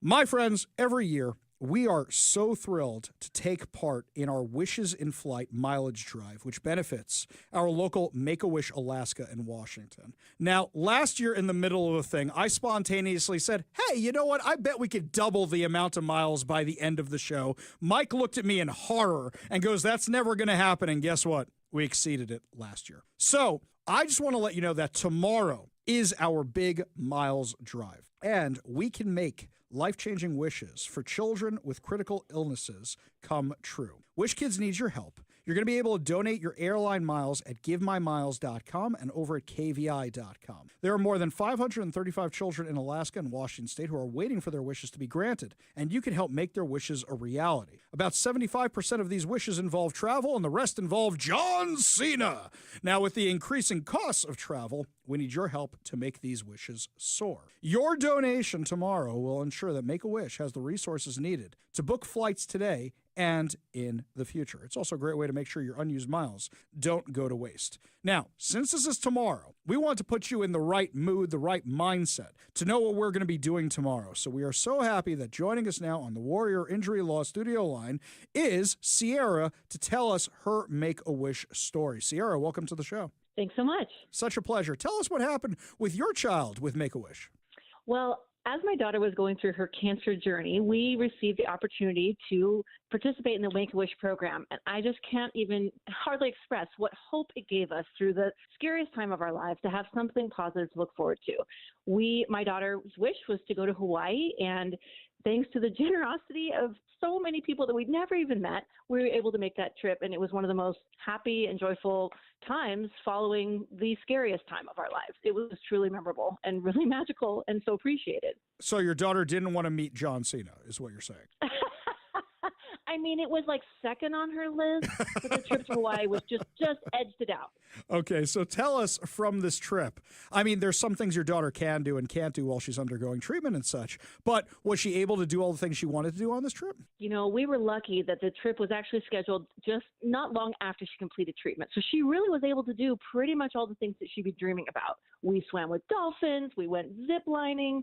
It was truly incredible. Yeah, she was able to participate in pretty much all that she had hoped for. That's really wonderful. Years ago, my son was actually in the hospital for a thing, and thank God it wasn't very serious, but he was there for a few days. And I remember he was so disappointed that he had missed Russell Wilson by it. And I said to my son, right, but I said to him, I go, Jonah, you don't understand. It's a good thing you didn't get to meet Russell Wilson because that means you're at a different stage of what you're going through. So tell us about Make-A-Wish. Do you keep in touch with them? I mean, you're obviously still doing stuff with them because they sent you to us to be a spokesperson for this. Yes, I feel like we're going to have a lifelong connection. Our Make-A-Wish volunteer is a saint, and she really walked my daughter through the whole process and then has kept us engaged. We've done a couple different events. My daughter loves snakes. In fact, her very first wish was, in fact, for a pet snake. But thankfully, Make-A-Wish was like, let's check with mom and dad on that one. And we had already planned to get her that after treatment. So we were like, you know what? We got the snake thing. Let's pass on that and see what else she's interested in. Thank goodness she was also interested in that trip. So we've been involved in all kinds of exciting activities since then. Everything from, gosh, I want to say they got us zoo tickets and Mariners tickets. I mean, it's just an incredible community to be a part of. The gift that keeps on giving, you could say. That's really wonderful. If you want to solve the reptile thing, I know a guy. I know the reptile man in Seattle. We bring him to my synagogue all the time. We can make the reptile thing happen. It's the Seattle reptile guy that we have to thank for her snake obsession. I don't know if you know, but you can't touch reptiles when you're in cancer treatment because they have like high bacteria. Anyhow, she saw the Seattle reptile guy, and of course, the thing that you can't do then becomes the thing you most definitely want to do. So when she could finally touch the reptiles, we had him come, and ever since then, she's been obsessed with snakes. And thanks to him, I now have a pet that's going to live 40 years and be 6 feet long, and it's not my favorite thing, but how can you say no to your kid after they get through cancer? Yeah, I had a pet boa constrictor, and let's just say it was not my mom's favorite pet, that we had that thing sitting around in the house, and I wish I even knew what happened to it. We were more pet sitting for a guy down the street. My goal is for her to take it to college with her, because otherwise I'll be, this snake may outlive me. Oh, very good. Very, very good. Well, Sierra, I just want to remind everybody that you can donate your Alaska, Delta, and United miles at givemymiles.com. We're going to have a link to it over at kvi.com. The big day to donate these miles, including not just your Alaska miles, but also your American Southwest and JetBlue miles that can be donated online and directly at the airline's website. You can donate them at Make-A-Wish Alaska and Washington. You can also donate cash. So that way, if you don't have miles to give, you can do that. And remember that last year we exceeded our goal. We aim to do that again tomorrow for this year. Sierra, Thank you so much for joining us today. It's so great that your daughter got to benefit from this program. It's so great that your daughter made a recovery. Thank you so much for joining us today. Thank you so much. If I might just say one last thing, it's that I remember sitting on the balcony of our beautiful hotel room in Hawaii after having had that incredible free flight and just feeling like it was this hug from this giant virtual community of like generous strangers I'd never met, but who must on some level understand the difficulty of going through a medical crisis with a child. And it just felt, I've just never experienced quite that feeling of just this extraordinary generosity of a community that you've never even met. It's going to make me teary-eyed just even thinking about it. But like, yeah, Make-A-Wish was really just really the most special experience. And I just can't wait to, turn around and give my own miles and give my own resources throughout the rest of my life, because I've never experienced such extraordinary generosity as that trip. So thank you so much.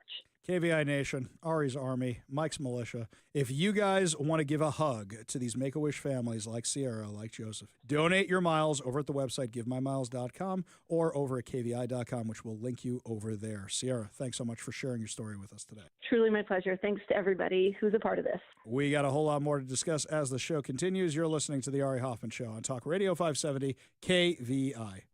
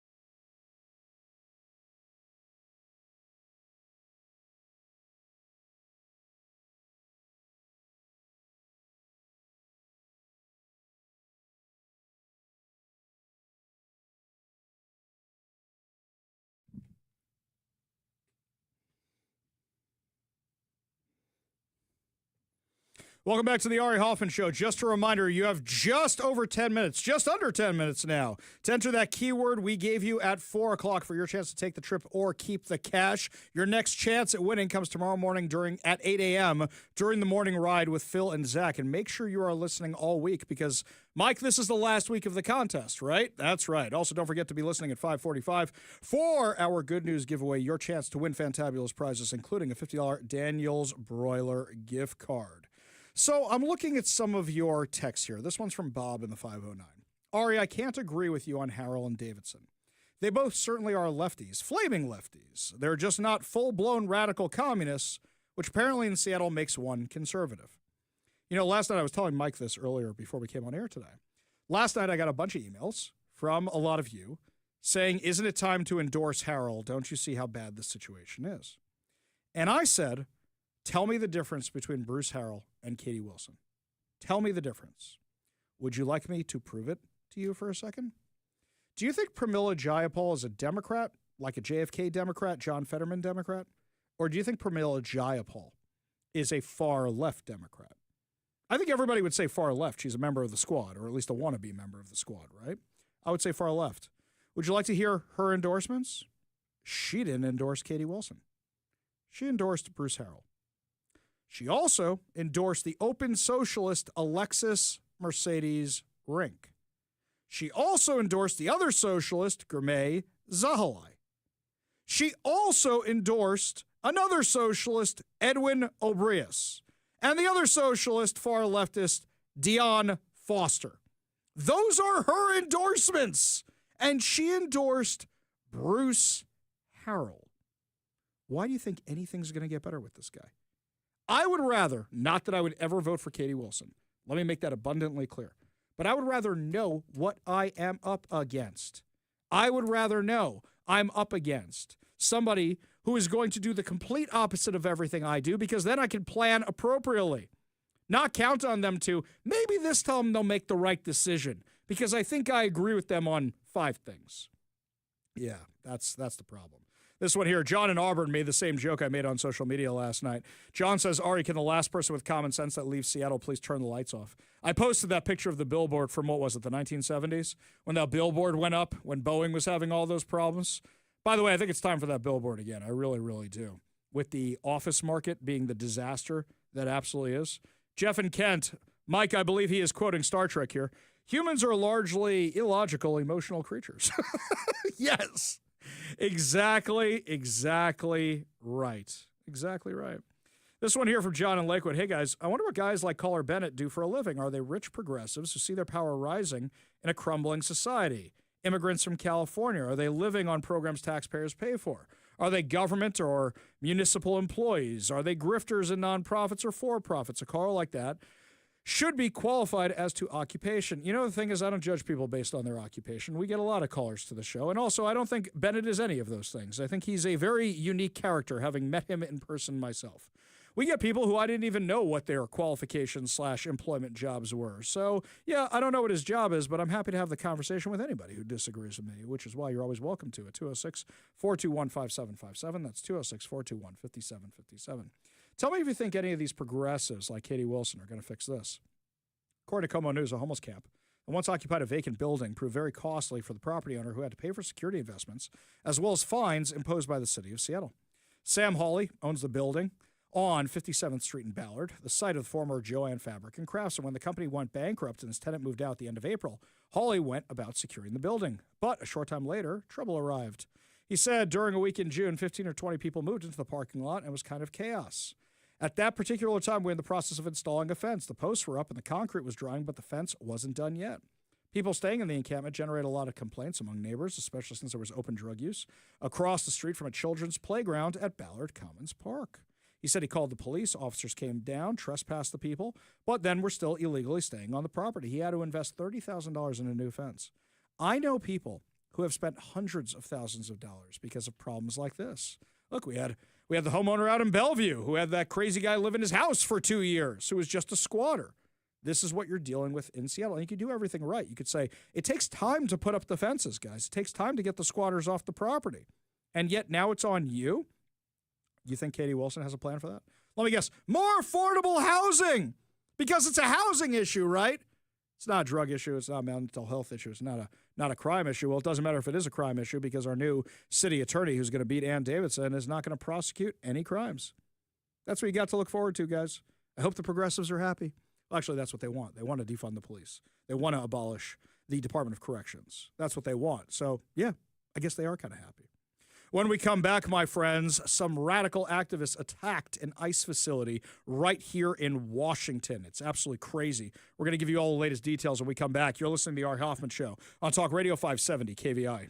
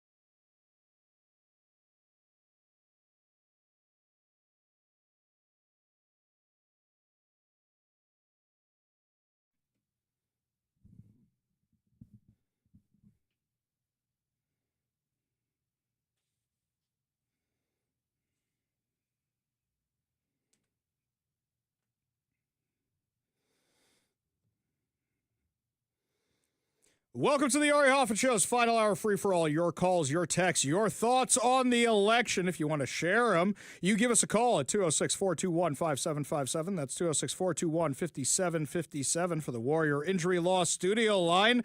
Coming up this hour at 5:45, your chance to win fantabulous prizes, including a $50 Daniel's Broiler gift card, plus so much more. But before we get to any of that, my friends, can we stop flying criminals out of SeaTac? Because it doesn't seem to be going well for anybody. According to Como News, a man from El Salvador is now facing federal criminal charges after he allegedly escaped from ICE agents while being transported through SeaTac last month.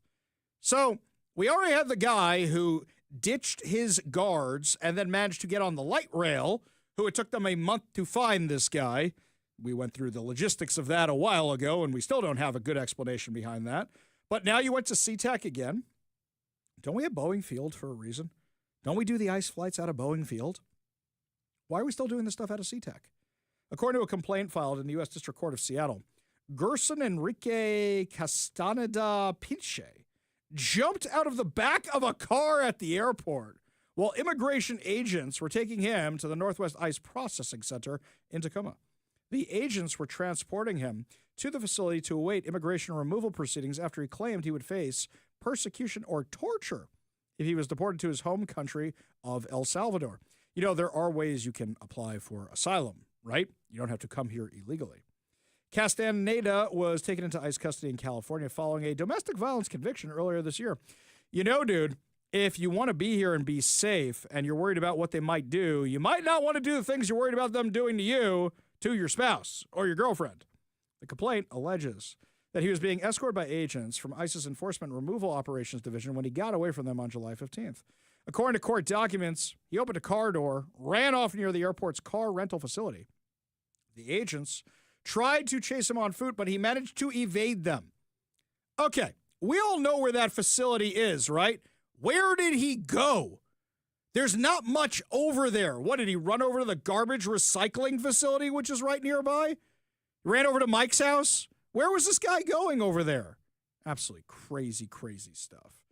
Though they did establish a 2-mile radius around the airport during their search, eventually located him near the airport's rideshare pickup area. Oh, he was getting an Uber.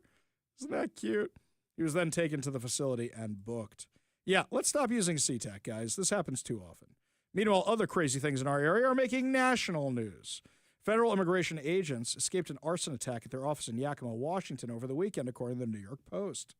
The unidentified crazed arsonist, I love the New York Post, first threw a rock through a window of the building, which is listed as a field office on ICE's website, before setting a fire in the back of the property on Saturday, according to Tricia McLaughlin, who's the Assistant Homeland Security Secretary who we've had on the show before. Photos taken during the torching show flames charring the grass behind a chain link fence surrounding the building, while a thick cloud of black smoke billowed above. There were no injuries reported. By the way, this sounds like the activist types here in Seattle. This is the garbage they do. The arson, this is the kind of stuff they used to do to police departments here in Seattle during the Summer of Love. This is the kind of stuff they did to BNSF railways when they were protesting the trains carrying oil or whatever else they were mad about. This is par for the course. While she said it's not confirmed that the immigration agents were the target of the firebombing, the building has public signage identifying it as a Department of Homeland Security office. Yeah, I wonder why else they were there. Is there anything else in the building? The complex, 140 miles southeast of Seattle, is also home to the Washington State Department of Social and Health Services. I don't think they were going after that. Assaults on ICE personnel are up 830% now.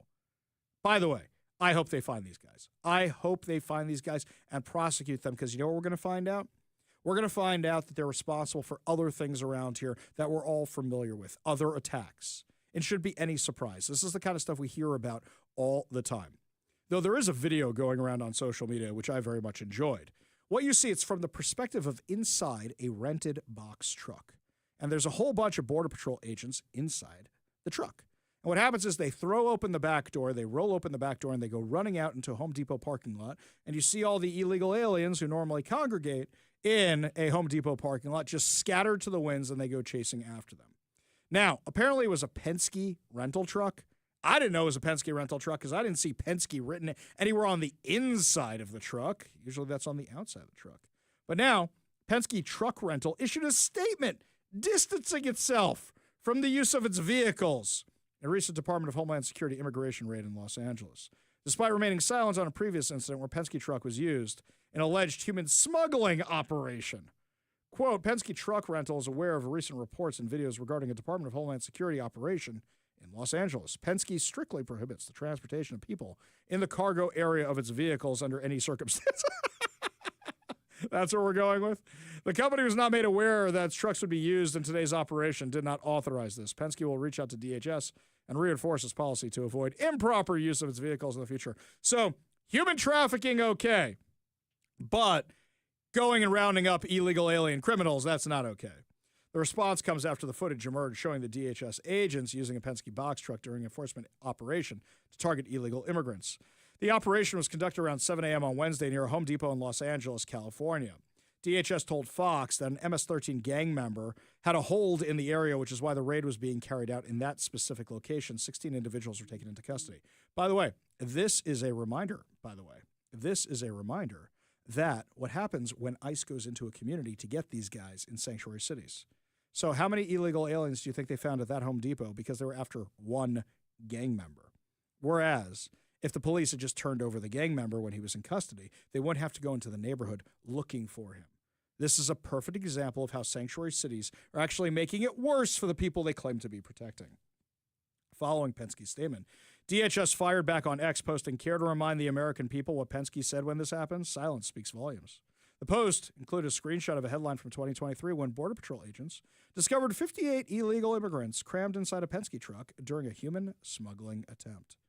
DHS added the brave agents of ICE and CBP will continue carrying out their mission to protect Americans. In 2023, the Texas Department of Public Safety found 58 illegal aliens crammed into the back of a Penske truck. The driver was an illegal immigrant from Mexico and was arrested on human smuggling charges. Yeah, also, I seem to remember, did the guy who owns Penske, the CEO of Penske or the owner of Penske, didn't he get a Freedom Medal from Donald Trump? I seem to remember that at some point. I wonder if he's still with the company. We go to the Warrior Injury Law Studio line, take a call from Sandy in Renton. Sandy, what's up? Hey, I was wondering, Tom Holman's been spouting about coming over to Seattle and down to Portland and helping those agents down there that for 3 months have been defending that building by themselves.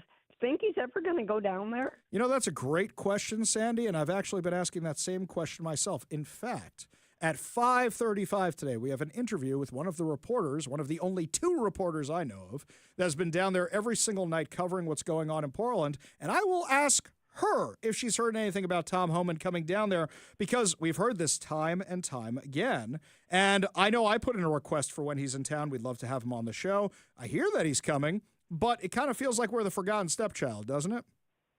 Yes, it does. Yeah, for sure. It's exceptionally frustrating. Sandy, I hear your concern. I share your concern.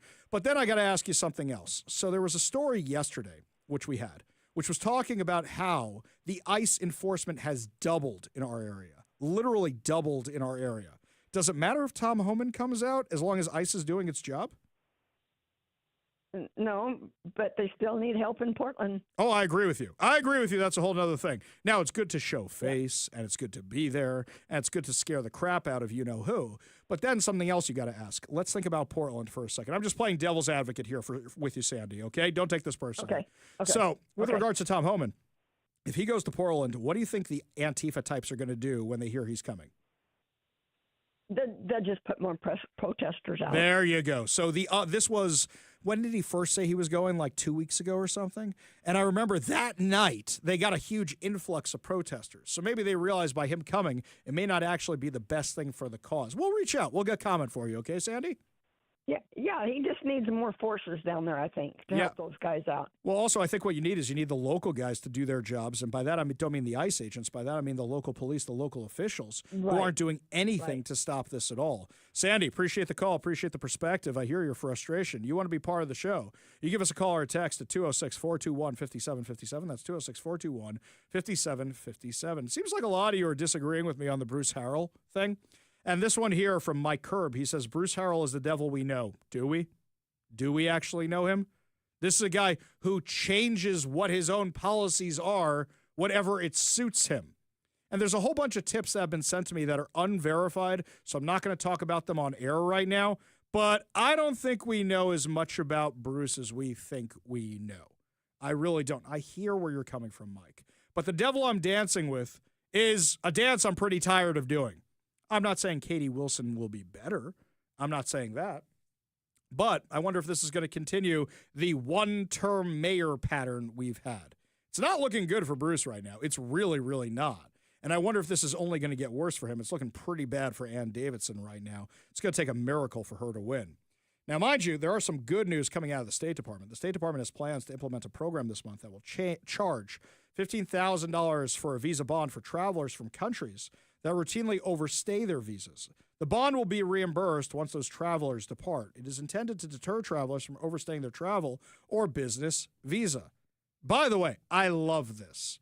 I mean, when I rent a car or when I get a hotel room for a night, you know what they say to you. We're going to have a $400 hold or a $500 hold or whatever it is on your account. And as long as you don't trash our car, or as long as you don't trash our hotel, you get the money back at the end. So, yeah, I think that's a great idea. On Monday, a proposal appeared on the Federal Register, where it is said the State Department was announcing a 12-month-long visa bond pilot program.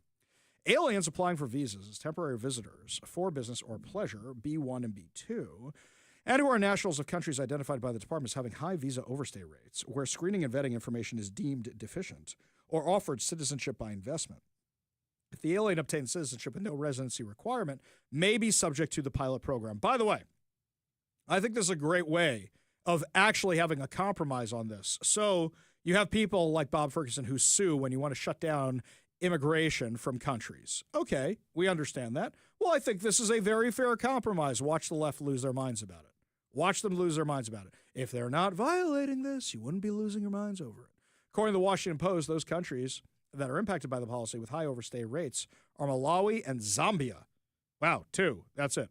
More countries can be added to the list. The 12-month program is meant to protect America's borders and the American people by holding foreign visitors accountable for departing the United States on time.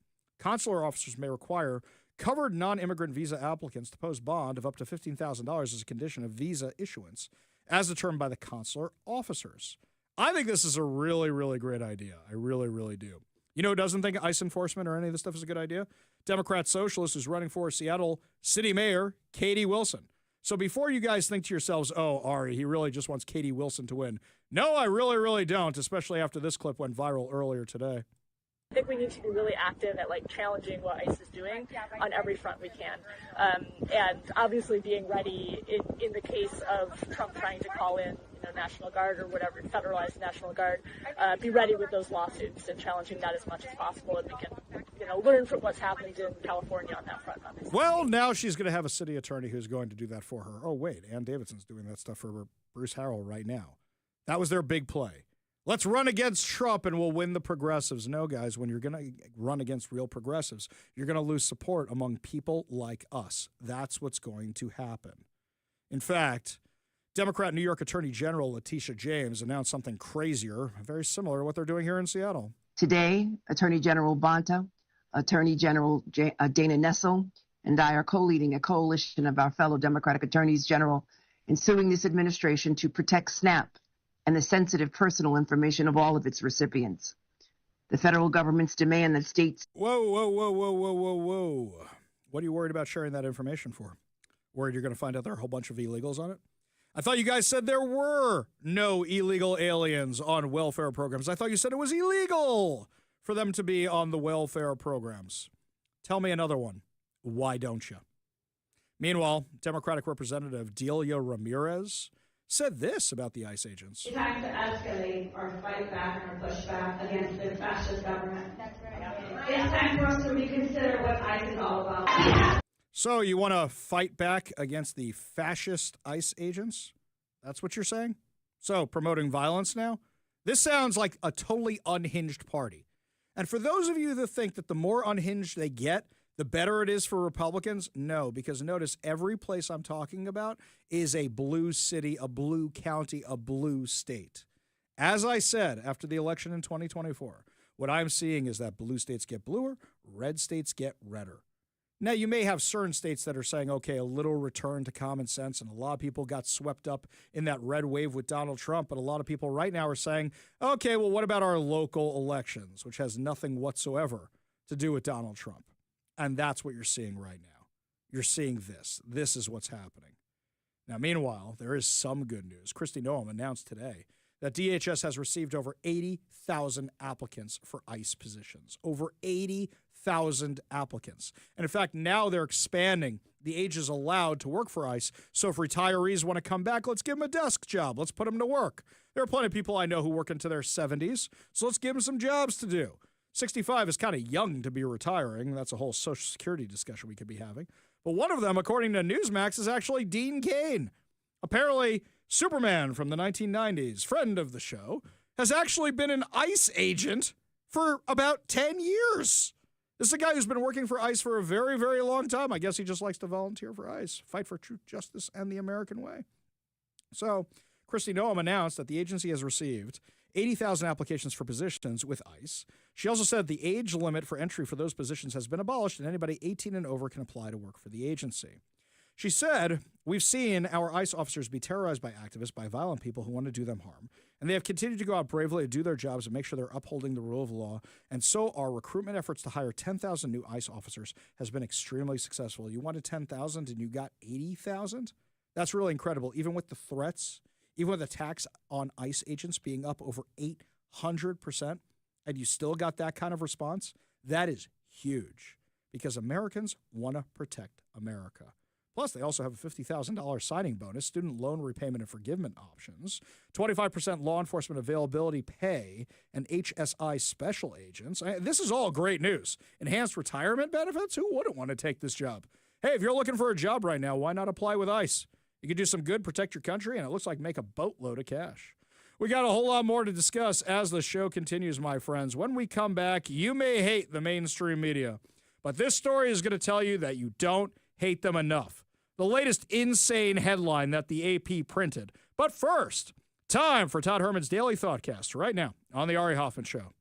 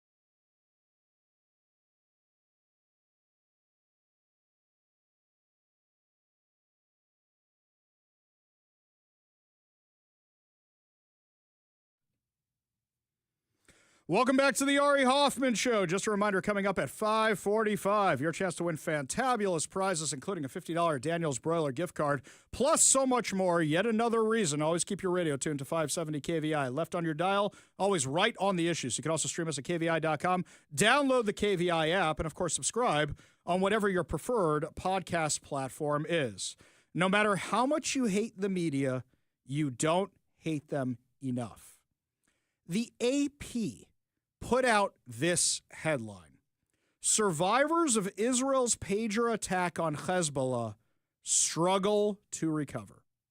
And there is a picture of a child who has some injuries to his face, has some injuries to his hand, and you say, was this kid blown up by a pager? Is that what happened here?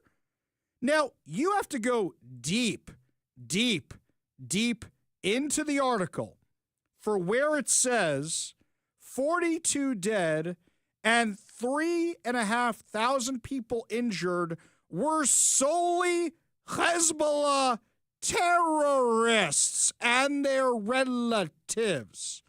So, is it sad that some kids got caught in the crossfire because they're standing next to mom or dad who's a Hezbollah terrorist? Absolutely. But it's the parents' fault for putting the kid at risk. Since October 8th, Hezbollah has launched over 10,000 missiles at Israel, killing over 46 civilians, including 12 kids in one attack alone where they targeted a soccer field. Here's something else. Hezbollah also participated in the war with Syria, which over 306,000 civilians were killed. But you guys want us to feel bad for the terrorists and their families? No, thank you. No, thank you. But this is what you put out there. So the most successful counter-terrorist attack in modern history, if not all of history, Operation Grim Beeper. Now you're trying to poo-poo all over that? I wonder if AP saw all this nonsense with the New York Times and said, we can beat that. Let's go see what's happening with all the people who had explosive pagers. You mean who were all Hezbollah members? Do you know how Hezbollah got destroyed? Let me read those numbers to you again. 42 dead and 3,500 injured. 3,500 injured. That means you're talking about almost 4,000 terrorists taken out in one attack with minimal civilian casualties. You took out all these terrorists, and now you guys are mad about it. That's the AP. We shouldn't be surprised. Let's remember that the AP has been accused of having reporters who were members of Hamas on October 7th participating in the attacks. Let's not forget a few years ago when Israel said to the AP, you got to evacuate your office building in Gaza, we're going to blow it up. And the whole world went, oh my God, why are you doing that? And it turned out that Hamas was sharing the building with them. They were operating in the same building with Hamas. Look, we don't have that many neighbors in this building, but we know what they do. We know what they're up to. And I think I would notice if a whole bunch of them are Hamas terrorists running in and out of the building with Kalashnikovs all the time and rocket launchers all the time. AP never reported that. In fact, this has been documented by people who leave mainstream media, where they tell stories about everybody knowing the worst kept secret in the world is that Hezbollah was in the AP building in Gaza. And that they would frequently come in and say if they didn't like a story, they would kill everybody in the newsroom and blow it up. So, can we be real about this? Is the AP still doing spin for Hezbollah? Is that what's going on here? Because that's what it sounds like. It took out a terrorist group. Here's something else maybe you guys want to mention. 241 U.S. Marines were killed in the bombing of the barracks by Hezbollah. You remember that one? How many other Americans have been killed by Hezbollah? But an American news agency, the Associated Press, is taking the side of the terrorist agency against the U.S., against the memory of those fallen Marines. That's who the AP is siding with here. Why? Because they want to get on the bandwagon. Time Magazine, by the way, Time Magazine has a new cover picture out. And what it is, it's a whole bunch of Palestinians with pots and pans holding these empty pots at you like we're starving, feed us. A picture came out shortly thereafterwards. The picture was staged. You see the photographer setting everything up, the angle there, setting it all ready to go. It was staged, and none of those kids look like they're starving, none of them at all. This is the lamestream media not telling you the truth. We told you the story yesterday about how the Seattle Times doubled down on their blood libels that they tell and literally said, does it even matter if it's true or not? We know it's happening. We know from our offices in Seattle, probably from our homes in Bellevue. We know what's going on. I was interviewed by OAN the other day, One America News Network. And when I was being interviewed, the guy asked me, so Ari, can you tell us the situation on the ground? And I said, no, which is probably not the answer he's looking for. I'm not on the ground in the Middle East. I know the outlets I trust. I know the officials I trust. I know the sources for information I have. I know that. I can tell you my best guess, but I can't tell you what's going on the ground right now. But anybody who thinks that because they work at the Seattle Times can tell you what's happening in Gaza, they don't know. They won't even acknowledge what's happening in this city. They won't even talk about where's Bob Ferguson. It took the Washington State Standard to say where's Bob Ferguson right now. The bias is so clear. People are trying to convince me, oh, the Seattle Times, the editorial board, they're so conservative. They're so conservative. Look, they picked the more moderate candidates in this election. No, they didn't. No, they didn't. They still picked far lefties. In one race, they said they didn't endorse, which was between Alexis Mercedes Rink and Rachel Savage. And they could have said, hey, the socialist has these bad ideas for business, and it's going to affect us, so we'll endorse Rachel Savage. No, they chose, no, we're not going to endorse it all. And you may say that takes a little courage. This is literally the exact same outlet that endorsed Bob Ferguson while admitting all of Bob Ferguson's flaws. Now, by the way, all night, when you go home on the media, you're going to hear them talk about what happened with the progressives last night, as being something about the Mamdani effect. Anybody who lives here knows that we've had the socialists here long time before we heard of Mamdani. I was actually on Fox and Friends early this morning talking about this very thing. Seattle radio host Ari Hoffman joins me now. Ari, good morning to you. So tell us what just happened in Seattle. How would you describe these two candidates?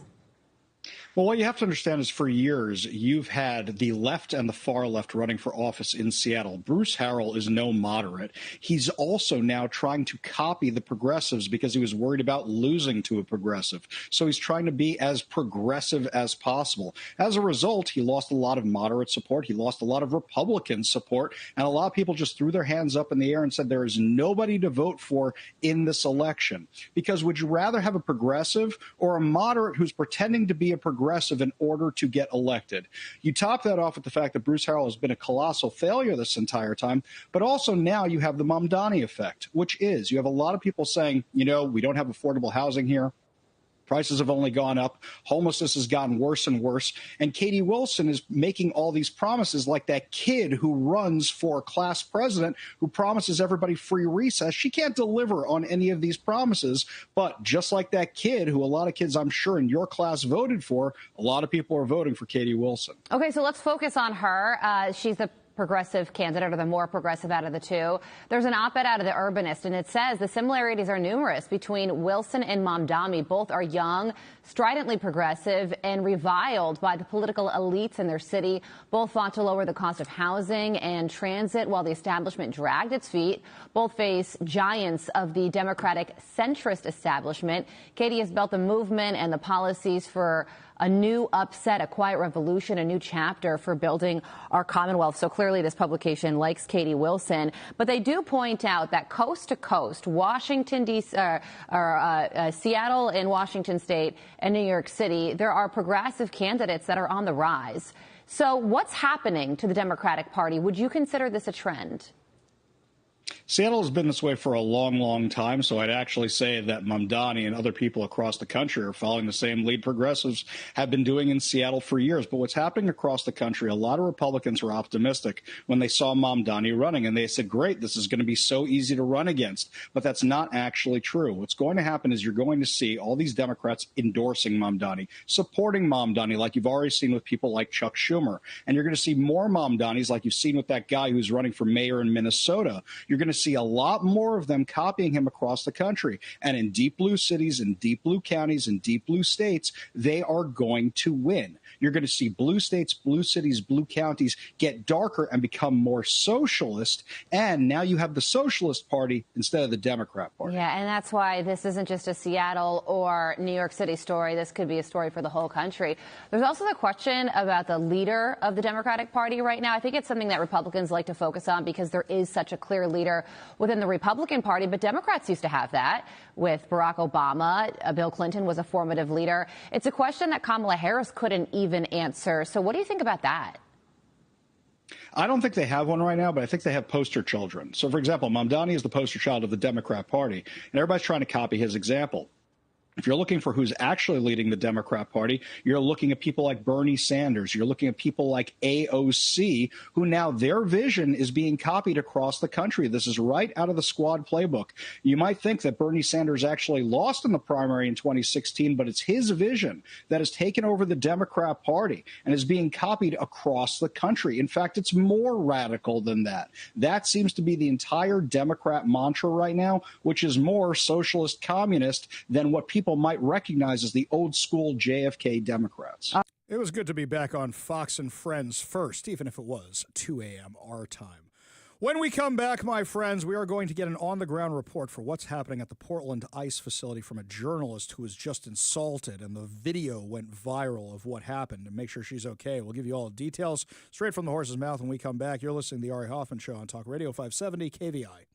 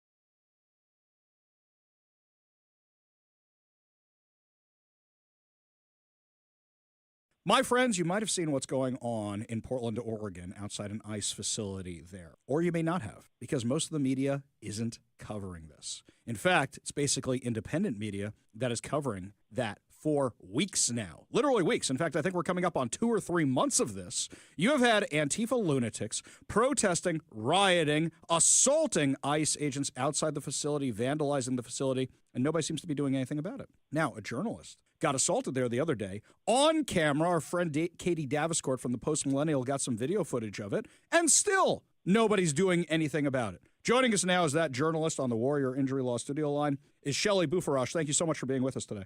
Thank you for having me on. So I'm so sorry this happened to you. I'm glad you're okay. But the first question is, what are you seeing night after night after night in front of this facility? So it's changed a little bit over the course of 2 months.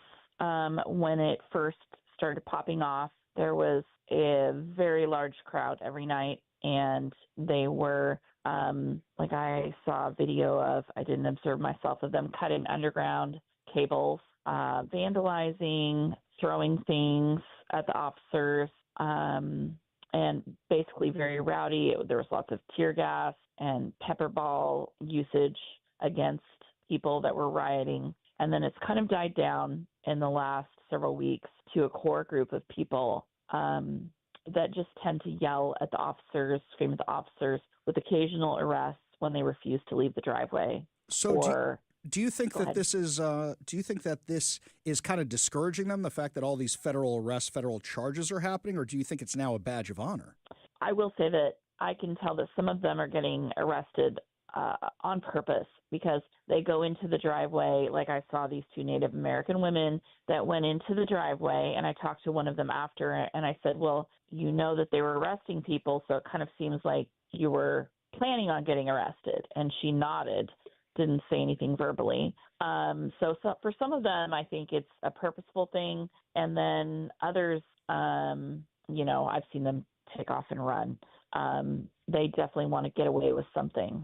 So yeah, that's absolutely crazy. So, Shelley, you got assaulted. You cover this night after night after night, and yet you keep going back out there. You're telling a story that almost nobody else is telling. There's like 2 of you out there every single night, you and Katie. Why do you keep doing this? Well, when you find a story and nobody else is telling it, it's your story, and you tend to feel like I am going to tell this story. And Katie and I mostly go out together, and there's a reason for that, even though we don't work for the same publication, because we need somebody to have our backs. So, and it's just her and I, and, you just feel dedicated to it. I will say I've been covering Antifa since 2017 in Portland, Seattle, and as far south as Berkeley and LA. So it's absolutely crazy. It's crazy that this has been going on for so long. Now, I know that the Trump administration has made many comments about Tom Homan coming out or taking more action, but I haven't really seen it. Have you heard anything from being on the ground there? Has anybody been in touch with you?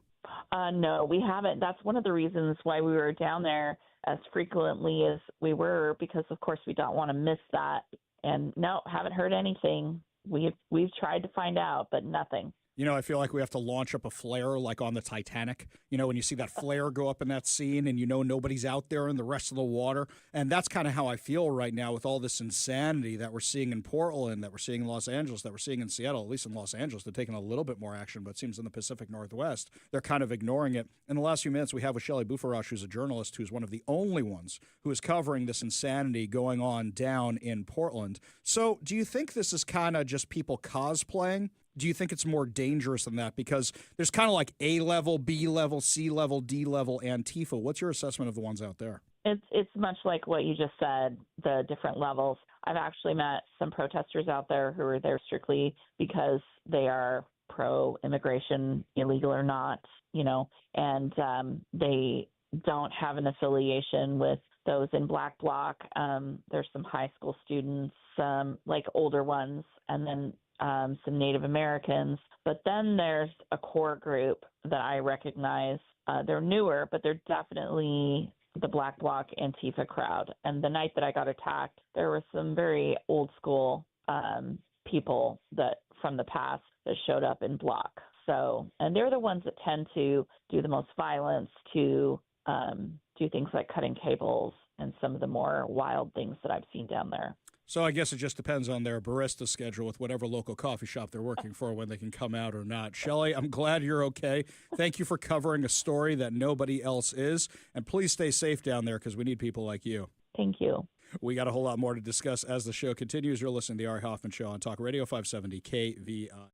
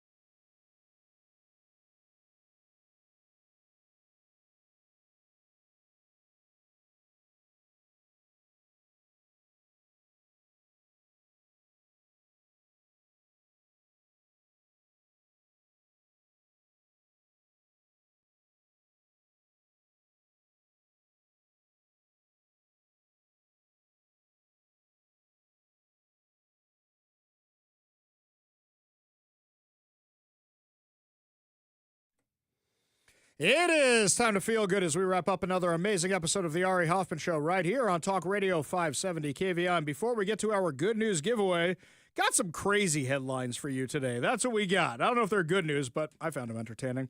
This one from Como News. A bizarre series of events unfolded early on July 30th when a car crashed into the Up Pho and Teriyaki restaurant twice in quick succession, causing significant damage to the entrance.